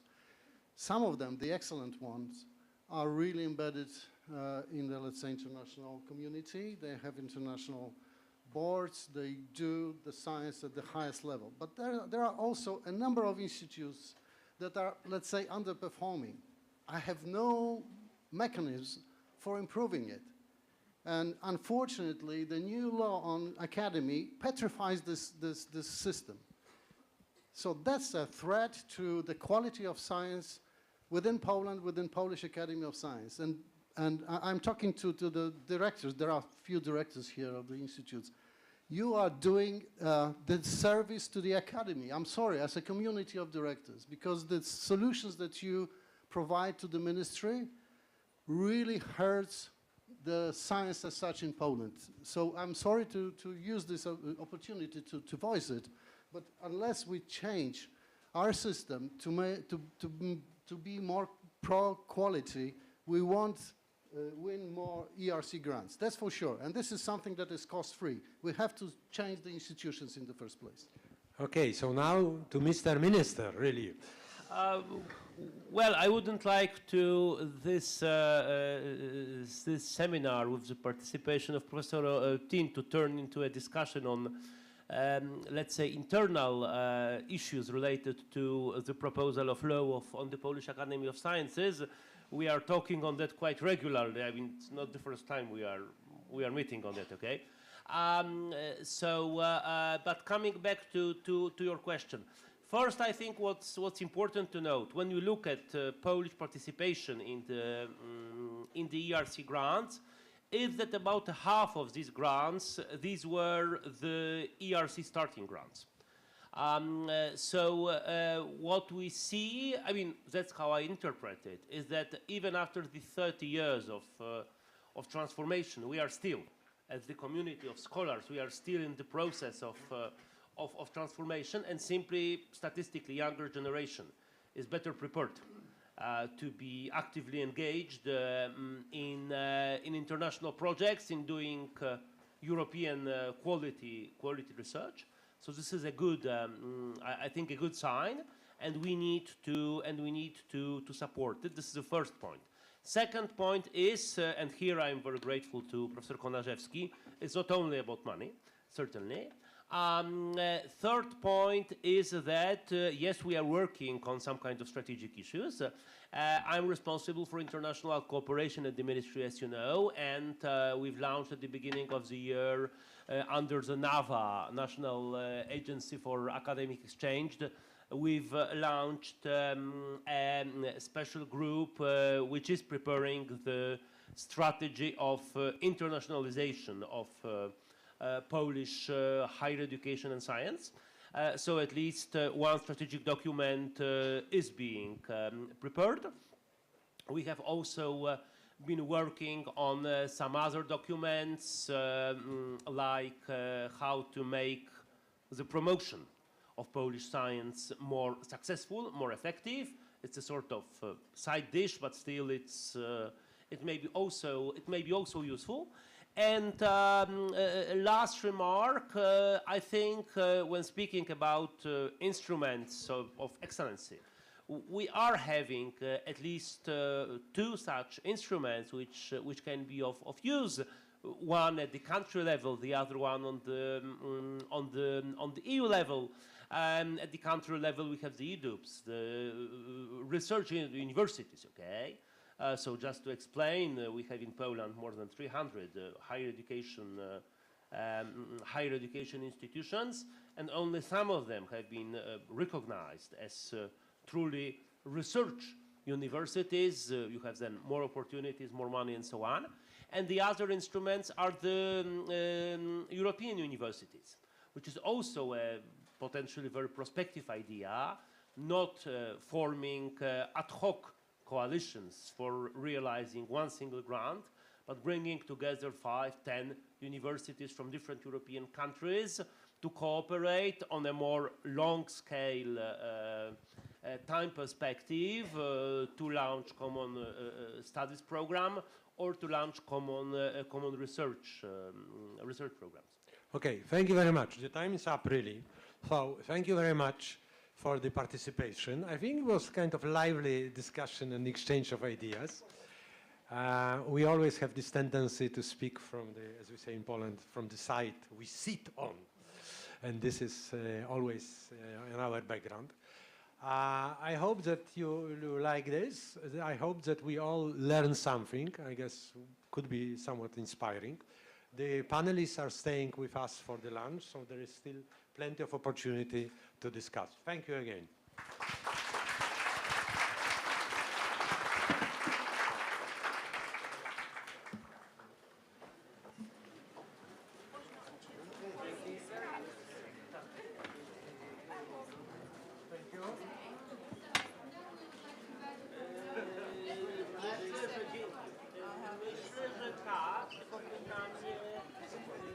Okay, so let's meet here 1:30. Thank you.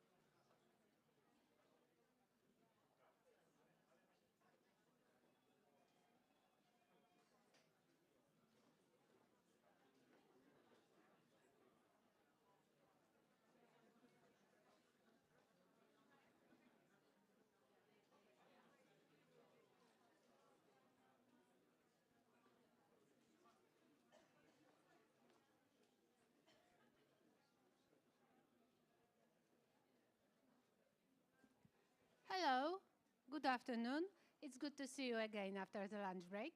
Now, I would like to invite you for a keynote lecture by Professor Andrzej Jajszczyk from AGH University in Krakow, the former Vice President of the European Research Council. Professor, the floor is yours.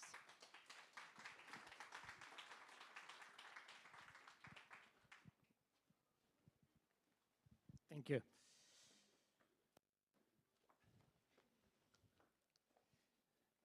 Good afternoon, everyone. It's my pleasure to be here to share some thoughts about ERC and how to get ERC grants. It won't be magic here, but you might find some hints useful in your research and in your applications for ERC grants. So the structure of my presentation is to be as follows. I will say some words about ERC mission and structure, then very briefly about types of ERC grants, especially to those who are not aware of it. Then about proposal evaluation, what is important in your applications, what is assessed, and so on, and some hints to potential applicants. Let's start with creation of ERC. We can say that the year 2005 was important because there was a document published in the European, by the European Commission, Frontier Research, the European Challenge. And this was a result of a high-level expert group, result of their work. And what were the observations? Of course, the document contained so many items, but from the ERC point of view, the important observation was that in Europe we were dissatisfied with our, say, results in innovation in general and in research. In spite of putting lots of money into various projects, usually top-down, and there was a common belief among many, say, European politicians that if we fund research close to applications, we would see those applications pretty soon. But that was not working in general. So when we Europeans looked around, especially to the United States, it was realized that this very innovative country funds by using public money, mainly fundamental, basic research, frontier research. Of course, there were some areas that applied research was funded, like military applications, space, energy, and so on. But generally, the result of success was that there were lots of brilliant people who did frontier research and were able to find something really new. And NSF funded many university groups that worked on basic research or frontier research, not necessarily basic, but something that went well beyond the state of the art. So this was the recommendation, just to create an agency that could fund frontier research. And this was, and these are just points that were important were pointed out at this report, showing the importance of frontier research, especially excellent research, especially in fast-growing areas, but not necessarily in very defined areas. Staying ahead in competition, linking basic research with innovation and competing for talent, the problem that was observed in European Union in the first years of the 21st century was that there was brain drain, very important brain drain to the United States, especially from Europe. So that competition for talents was a very important aspect. And of course, encourage greater investment.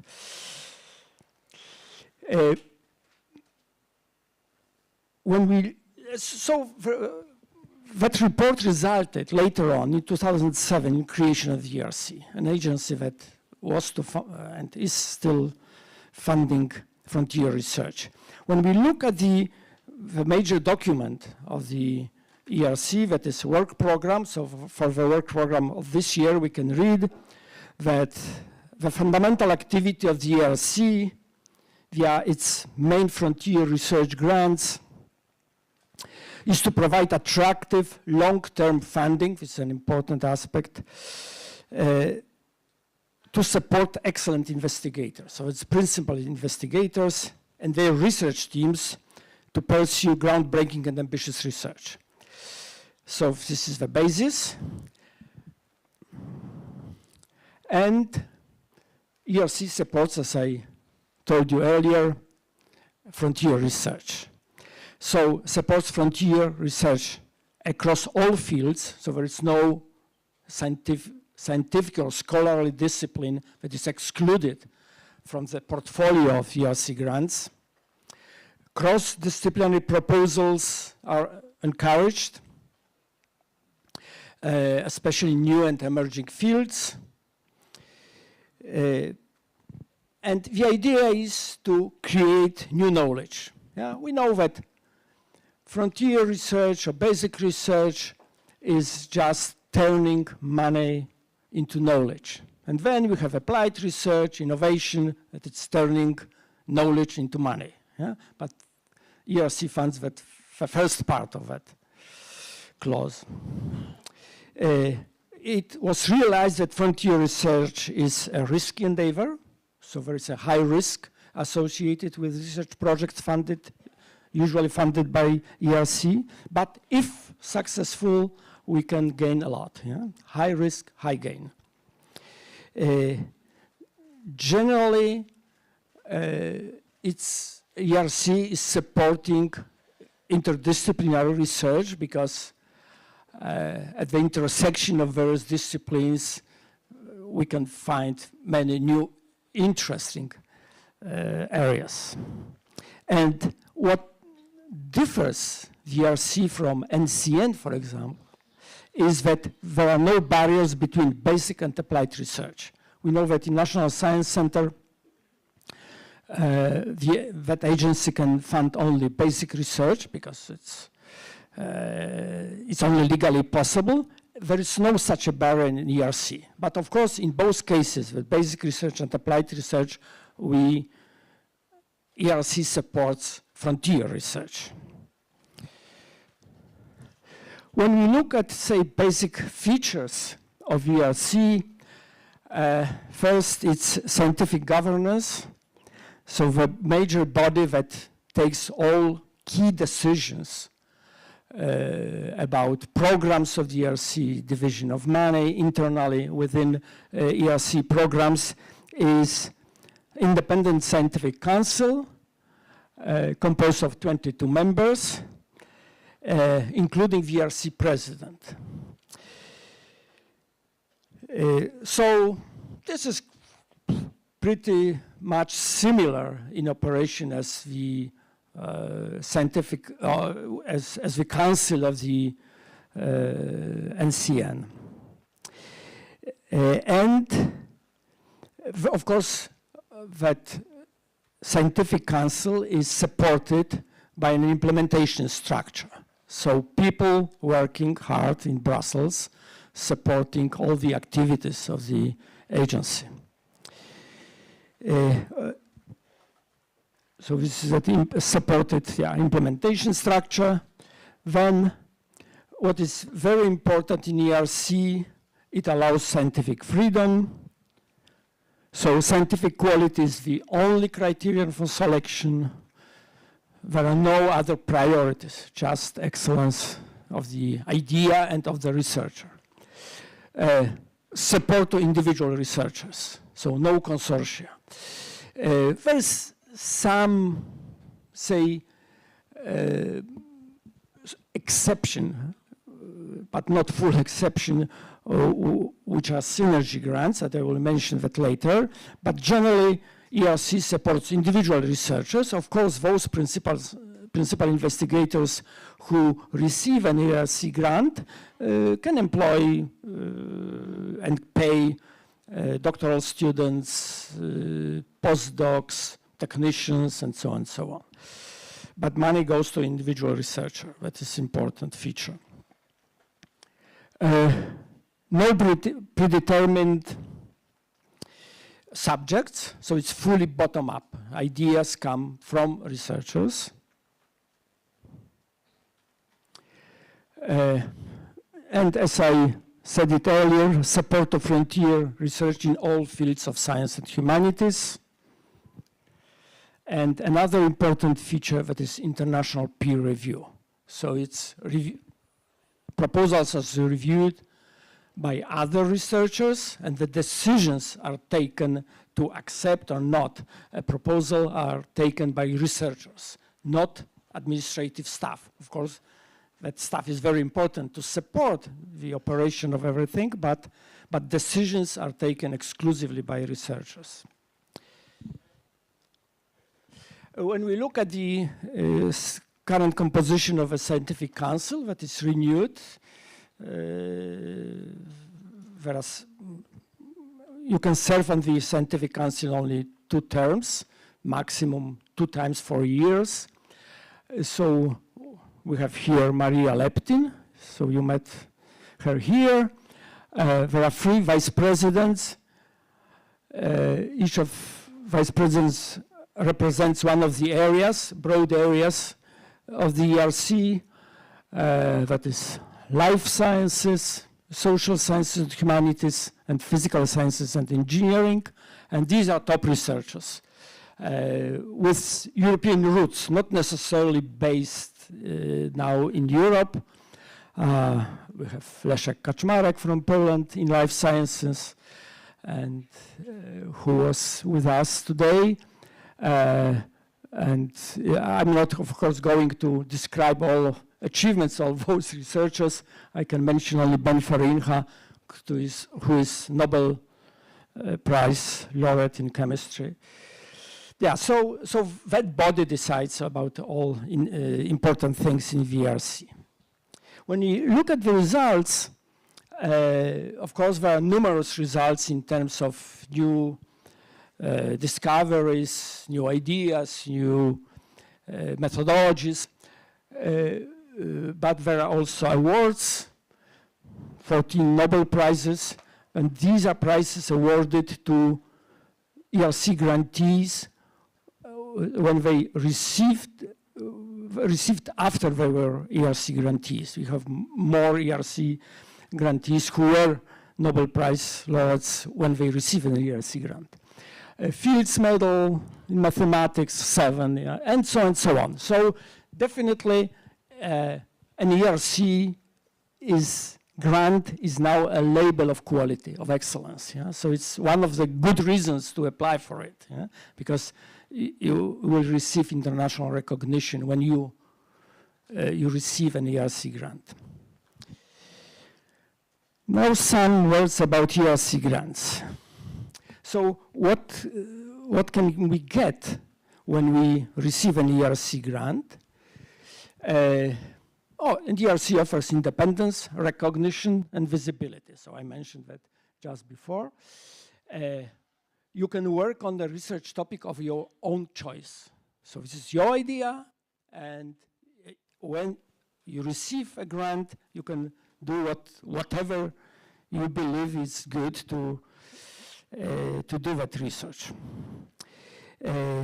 You receive true financial autonomy for 5 years, because it's typically most ERC grants are for 5 years, but of course there are ERC grants that could be shorter. If you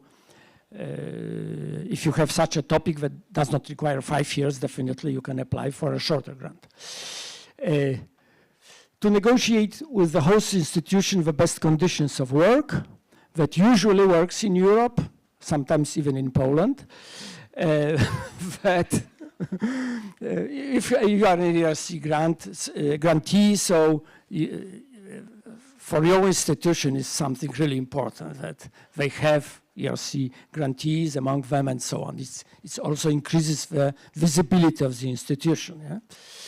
Yeah?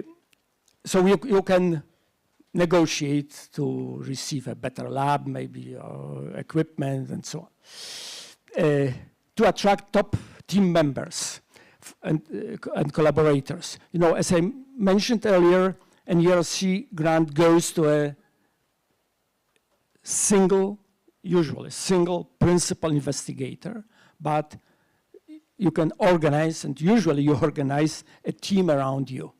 And if you are an ERC grant and you announce that you are looking for doctoral students or postdocs for an ERC grant, it could attract very smart people from around the world, because they know, oh, I can go to a top researcher in that area and to work on a very interesting topic. Yeah?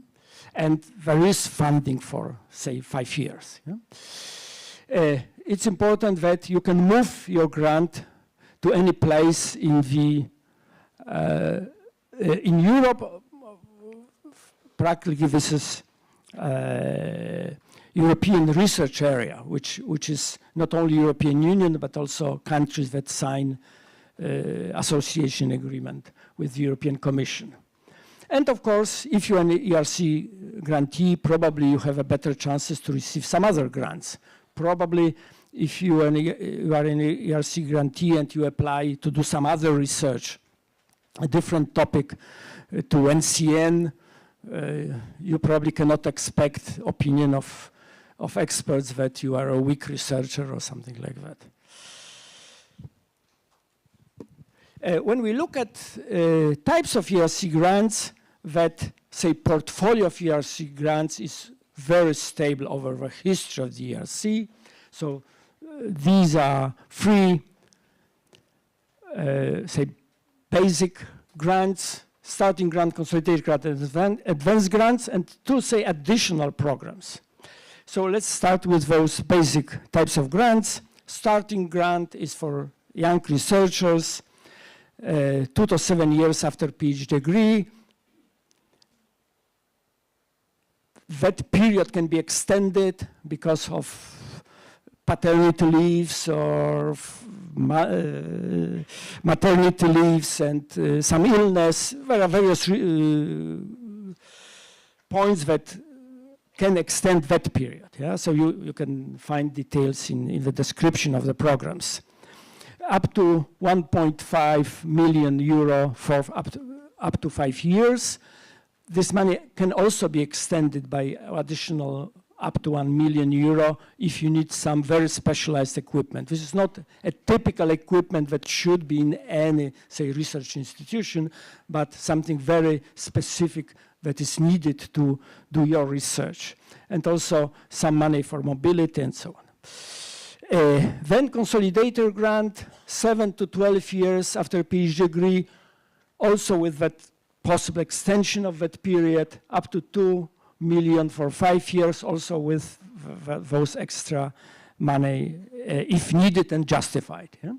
And advanced grants without, say, time limits for researchers, experienced researchers, with significant achievements in the last 10 years, up to 2.5 million euros with also possible extensions. Then there is a program of proof of concept that is more or less similar to that of NCN, although the amount of money granted by ERC is smaller than that of NCN for proof of concept. Yeah. That happened, and but this, you can apply for this grant only if you are an ERC grantee, so you receive some other grant, and you would like to show that it's possible to implement your research or your findings in reality. And then there is a synergy grant, which is that, say, a sort of exception comparing to those basic grants, because we can have here 2, 3, or 4 principal investigators. Yeah? But they have to prove that there is synergy between them. So they, you cannot do the same research working separately, but you work in separately in your labs, those 2, 3, or 4 researchers, but of course on the same project. One of those principal investigators can be even from outside European research area, for example, from the United States or Japan, up to 10 million euro for maximum 6 years. Generally, I discourage, especially younger researchers, to apply for that kind of grant because this is very competitive, and it's better to have experience with some other ERC grant before applying to synergy grants. But it's not, say, in legal requirements of the ERC, but definitely synergy grant is really for top researchers. Some words about proposal evaluation. I won't go too deep into detail, but some general ideas. First of all, in ERC, similarly like in NCN, we have evaluation panels. In ERC, we have now 28 evaluation panels. There used to be 25, but then the number was increased. So those panels are more or less similar to those in NCN, and also when we look at the types of those panels, they are relatively broad, and this was, say, well-thought decision not to define very narrow, very specialized panels, just to allow competition between, say, various groups of researchers in broader areas. When we go to evaluation criteria, 2, say, areas are assessed during the evaluation: excellence of the research project and excellence of the principal investigator. So when we look at the research project, of course, it has to be of groundbreaking nature.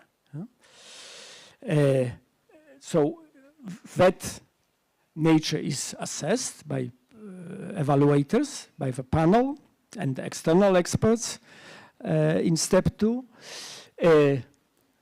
Then potential impact of the results of the research, and of course the scientific approach. As the excellence of the principal investigator is concerned, her or his intellectual capacity, creativity, and commitment to the project, to this particular project.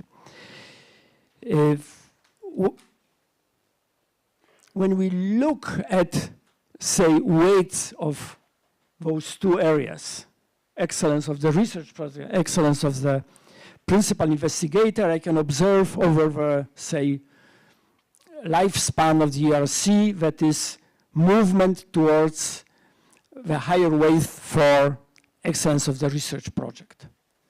So the idea, good idea, well thought idea, good methodology is generally a little bit more important than just CV. However, the project can be granted only to those who have a potential to do it. Yeah? When you look into evaluation criteria and in a little bit greater detail, that groundbreaking nature and potential impact. So the experts assess to what extent does the proposed research address important challenges. So we should work on something, we should finance something that might be important, not of no interest whatsoever, yeah? At least to the scientific community. To what extent are the objectives ambitious and beyond the state of the art? Yeah? It has to be frontier research, so it has to be beyond state of the art. Novel concepts are assessed, approaches, and so on. Then scientific approach. Yeah, of course, only projects that use the scientific approach can be funded. It is panel experts assess the feasibility of the project. Yeah? If it is possible to do that. We know that this is high risk, it's ambitious, but definitely it has to be feasible. Yeah?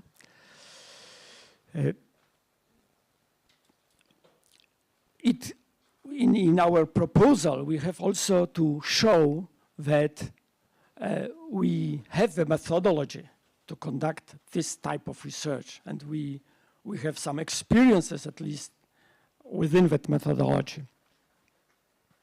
And of course, time scale, resources, all such things are assessed. So if it is possible to do that research, say, for 5 years, yeah? Or if money we have is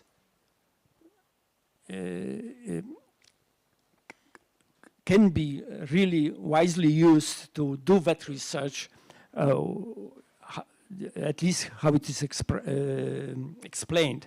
Yeah? Because sometimes we receive proposals, the ERC receives proposals that are very broad, including lots of people, and it's not possible to fund, for example, them all. Sometimes there is underestimate of the required manpower and so on. So this is assessed, yeah, scientific approach. What is very important is project originality, of course. So the proposal must be novel, ambitious, giving a chance for a scientific breakthrough or opening a new path in research. Definitely incremental research, simply following investigations of others or the same researcher, even previously successful, is a waste of time.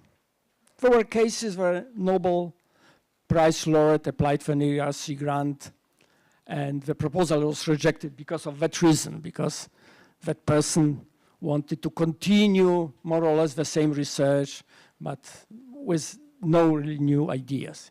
So ERC does not fund incremental research, at least as assessed by the evaluators. High-risk proposals are welcome.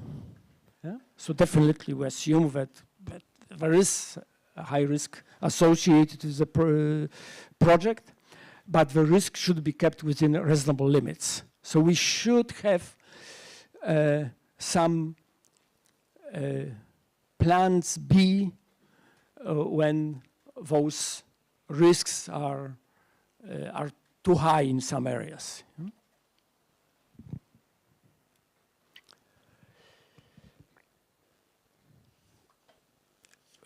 This is a recipe for applicants, a recipe for failure. Sometimes ERC receives proposals that somebody explains some idea and says, I will investigate something, and then I will see what to do next. Yeah? So no chance, don't try that. Unclear research objectives and blurry methodology, yeah? Which is quite often that evaluators read the proposal and then don't really understand what is to be done within that project. We have to remember that this is frontier research, so we don't know all the steps, so don't try to put detailed milestones that in the last year I will do that and that, because, you know, it's, but you should be clear in your aims and your research methodology and some, say, path towards the final success. Too broad research aims. Sometimes researchers propose projects that could revolutionize every area of human life on Earth. So generally don't try that. And of course, incremental research, as I said it earlier, is not allowed. What are the evaluation criteria for the principal investigator? Of course, the evaluators should check to what extent the PI demonstrates the ability to conduct groundbreaking research. Is this a proper person to do that research? To what extent does the PI provide evidence of creative original thinking?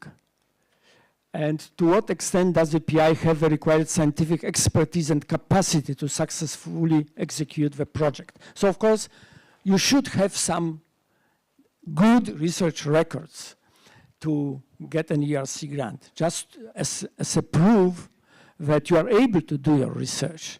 So publications, patents, and so on. It's important to know that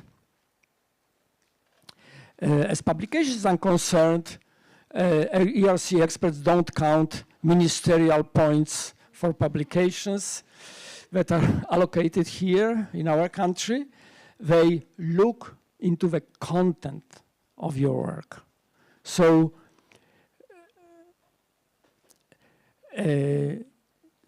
definitely it's not the matter of the number of publications. It's not the matter of titles of journals or conferences you published your results, but it's a matter of the content. However, of course, if you publish something in Nature, or you publish something in Zeszyty Pcimskie, probably this might have impact on the final result of your assessment. Yeah, so, but the evaluators are very strict to assess your results and impact of your previous work on others, on other researchers, or on technology, on society, and so on, various impacts. But no impact factors, no Hirsch indexes, and so on. Of course, it's good to have a high Hirsch index within your, say, research area, but it's not really counted.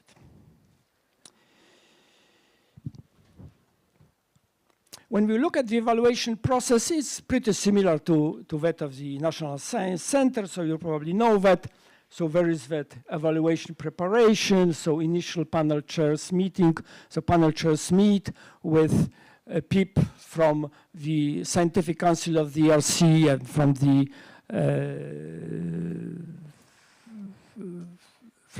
ERC staff and scientific officers, and they learn how to assess the proposals and the rules of the ERC and so on.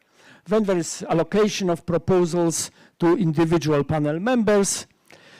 In step 1, there is remote evaluation of part B1, the first, say, generalistic part of your proposal by panel members. So it has to be written in such a way that people from a relatively broad panel are able to understand your ideas, although they are not necessarily specialists in your particular area.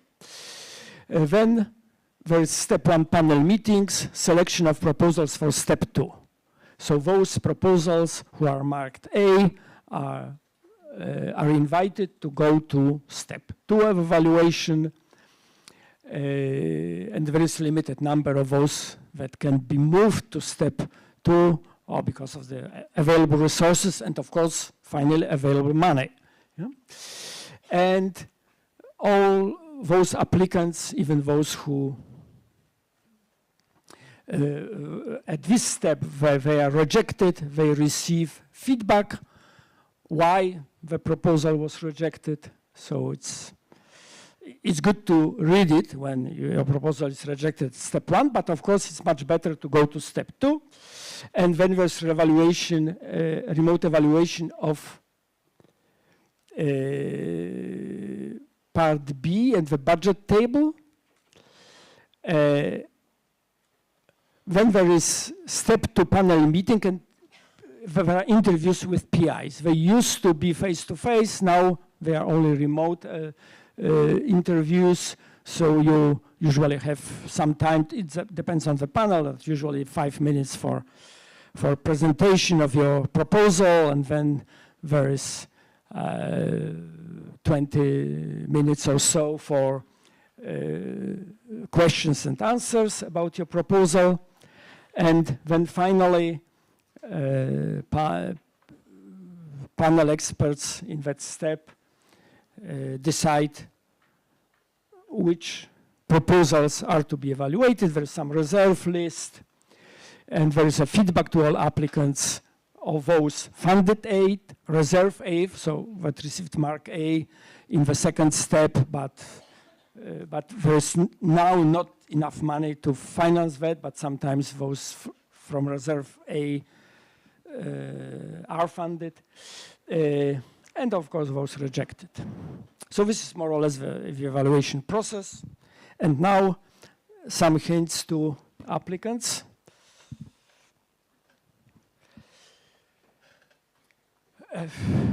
When I talk to some potential applicants here in our country, in Poland,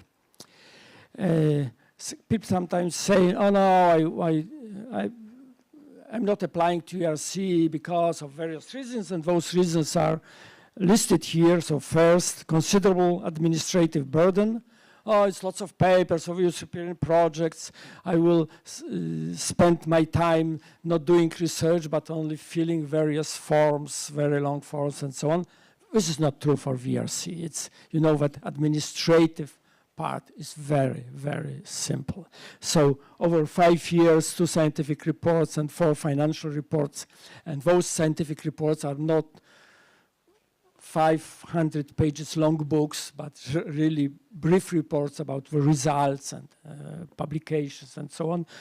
And those financial reports are also quite simple. What is also important that it's easy to modify the research tasks, because this is frontier research, high risk research. Sometimes, for example, after 2 years, we see, oh, the way we try to investigate was not good, but we have some other ideas, better ideas, so you can apply to change your research task, and if it is reasonable, usually there is an agreement to do so. Another concern is that, there is such a strong competition of researchers from, say, top European universities and other research institutions. So people say, oh, I cannot compete with somebody from Oxford University or Max Planck Institute or CNRS. So, but that's simply not true. Yeah? First of all, the evaluators cannot take the, say, location of the investigator or his or her mother institution. They cannot take it into account. Yeah? I can say even more. If there are 2 researchers of, say, similar quality of the application, one from, say, Poland and one from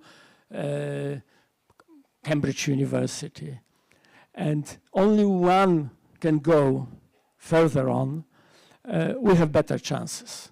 Because probably our researchers is better in working in a little bit, say, less favorable environment. Yeah? So Yeah, but so don't be afraid that there are people from top research institutions, because it's people are more or less the same. Then too strong position of native speakers of English, especially during the step. During step 2, you have an interview. People are afraid, somebody from UK, he or she is fluent in English, and my English is okay, but I don't speak so well. No, don't worry. Of course, evaluators, experts are smart people, good researchers. They understand that this is not the most important point. Of course, you have to speak, read, speak, and write in English, because it's not possible to do, serious research without that. Yeah? But definitely you shouldn't be afraid that your English maybe is not as good as some of your competitors. Necessity to return funds if risky project is not successful. People say, oh no, I receive 1.5 million euro and it's high risk, and then it appears that the risk was really too high and I haven't received what I aimed at. And so don't worry, it happens, yeah, it's embedded in the system. Of course, you have to do some research. If you are a good researcher, and you are a good researcher when you received an ERC grant, definitely, it's proven. So if you are good researchers, even if you don't achieve what you planned originally, you probably did something interesting, something important for science. Yeah? So, and this is understood when your results of your proposal are assessed. So the cases when the principal investigator and his or her institution had to return money are very, very rare, and these are very special cases. Yeah? What are our weak spots? Say Polish. Yeah? Not, of course, everyone here, but many people. Poor publication habits. I'm saying here no publication in the top journals. I previously told you that it doesn't matter if it is such or such journal, the content is important. But definitely, we should remember that if our publications appear in top journals, this simply means that reviewers of those top journals did say a thorough look at your work. Yeah? So if you have publications in top journals in your specific area, definitely your, say, general image is much better when you are assessed. And of course, this simply means that you are able to publish your results in very competitive publications.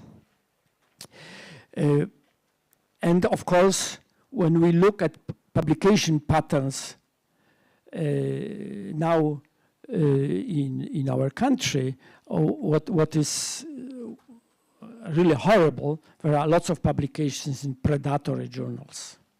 Don't do that. You spoil your, say, scientific career or scholarly career, publications in, I'm not going to mention the names of those predatory publications of publishers, but you know all of them. Don't do that. If you are pressed by your dean or your boss that you have to receive some points for those publications, don't do that, because it's really bad for the perception you as a researcher when people see publications in predatory journals. Yeah. And of course, presentations, leading conferences are very important. Are important for two reasons. First of all, when you publish in proceedings of top, and present your results at top conferences, your results can be seen by more researchers, because usually they look at those materials of proceedings of top conferences. And the other reason is simply you meet top people at top conferences. Yeah? Top doesn't mean very big. Yeah? It could be some small workshops, but specialized in your area, and you can personally meet research elite in that area and can have some contacts.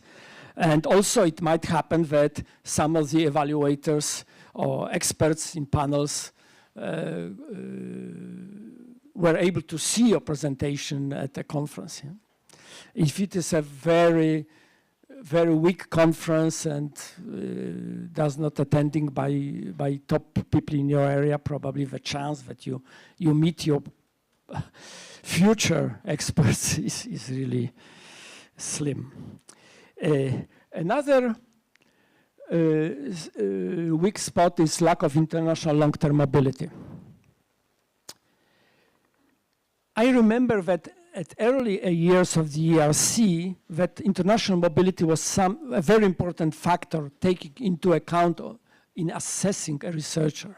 Now it's not as important, because this is maybe some realization that within the ERC and among ERC experts, that in some countries people are less mobile because of various, sometimes historical reasons.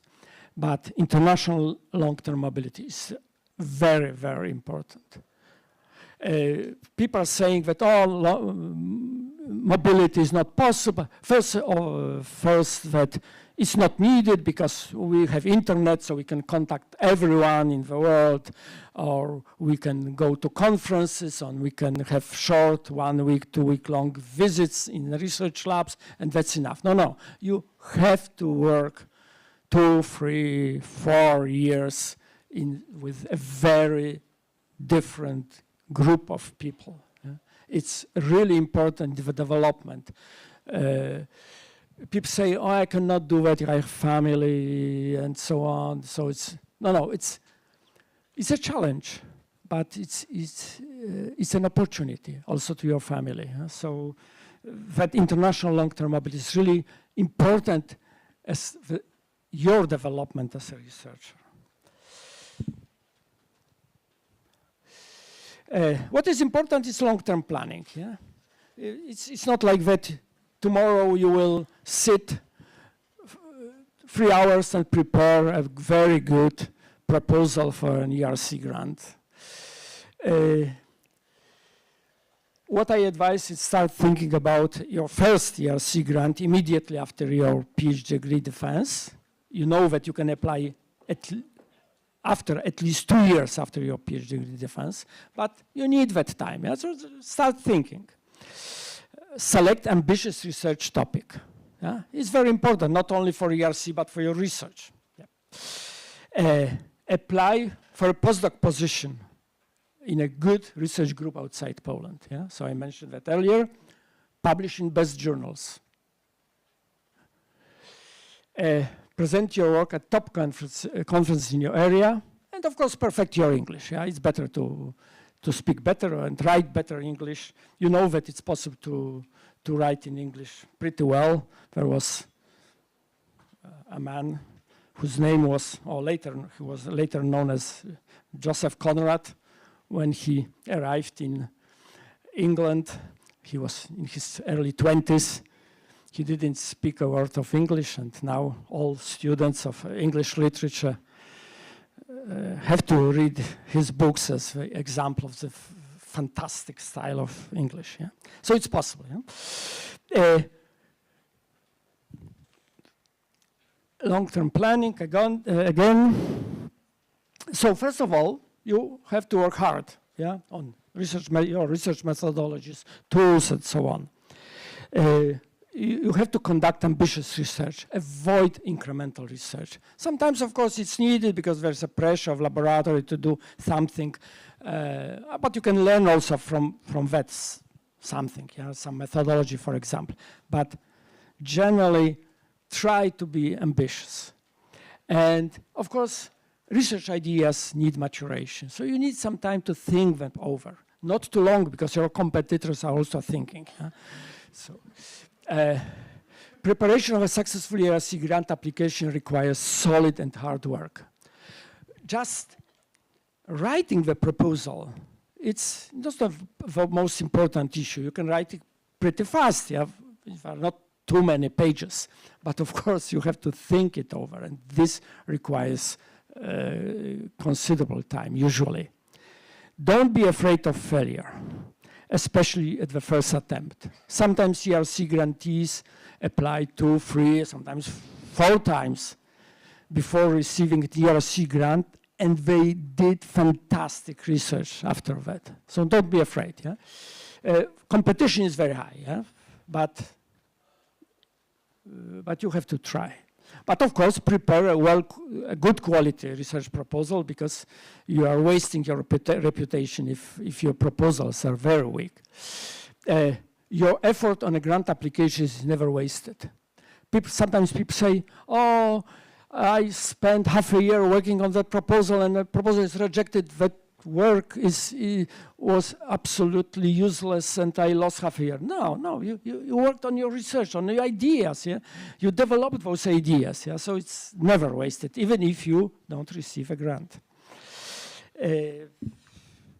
And what I really recommend is to go to the ERC webpage, to statistics, and look. You can filter all the funded projects of ERC, and you can look at your area of interest and read abstracts, titles and abstracts, and you will see that these are very nice projects, nice research topics, but nothing that is beyond your reach. Yeah? So try that.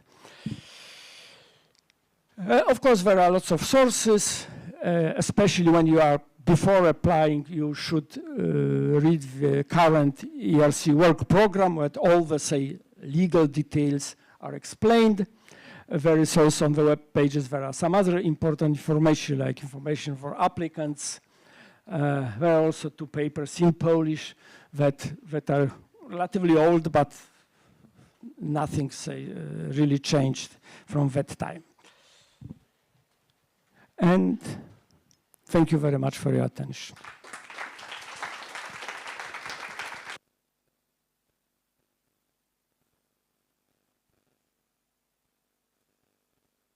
Thank you very much, Professor. Now, I would like to invite you to the sessions, parallel sessions, which will be divided into according to the ERC panel setup. So we will have the physical sciences and engineering, which will stay in this room. We will have life sciences, which will go downstairs to the lecture room with Dr. Anna Urbańska.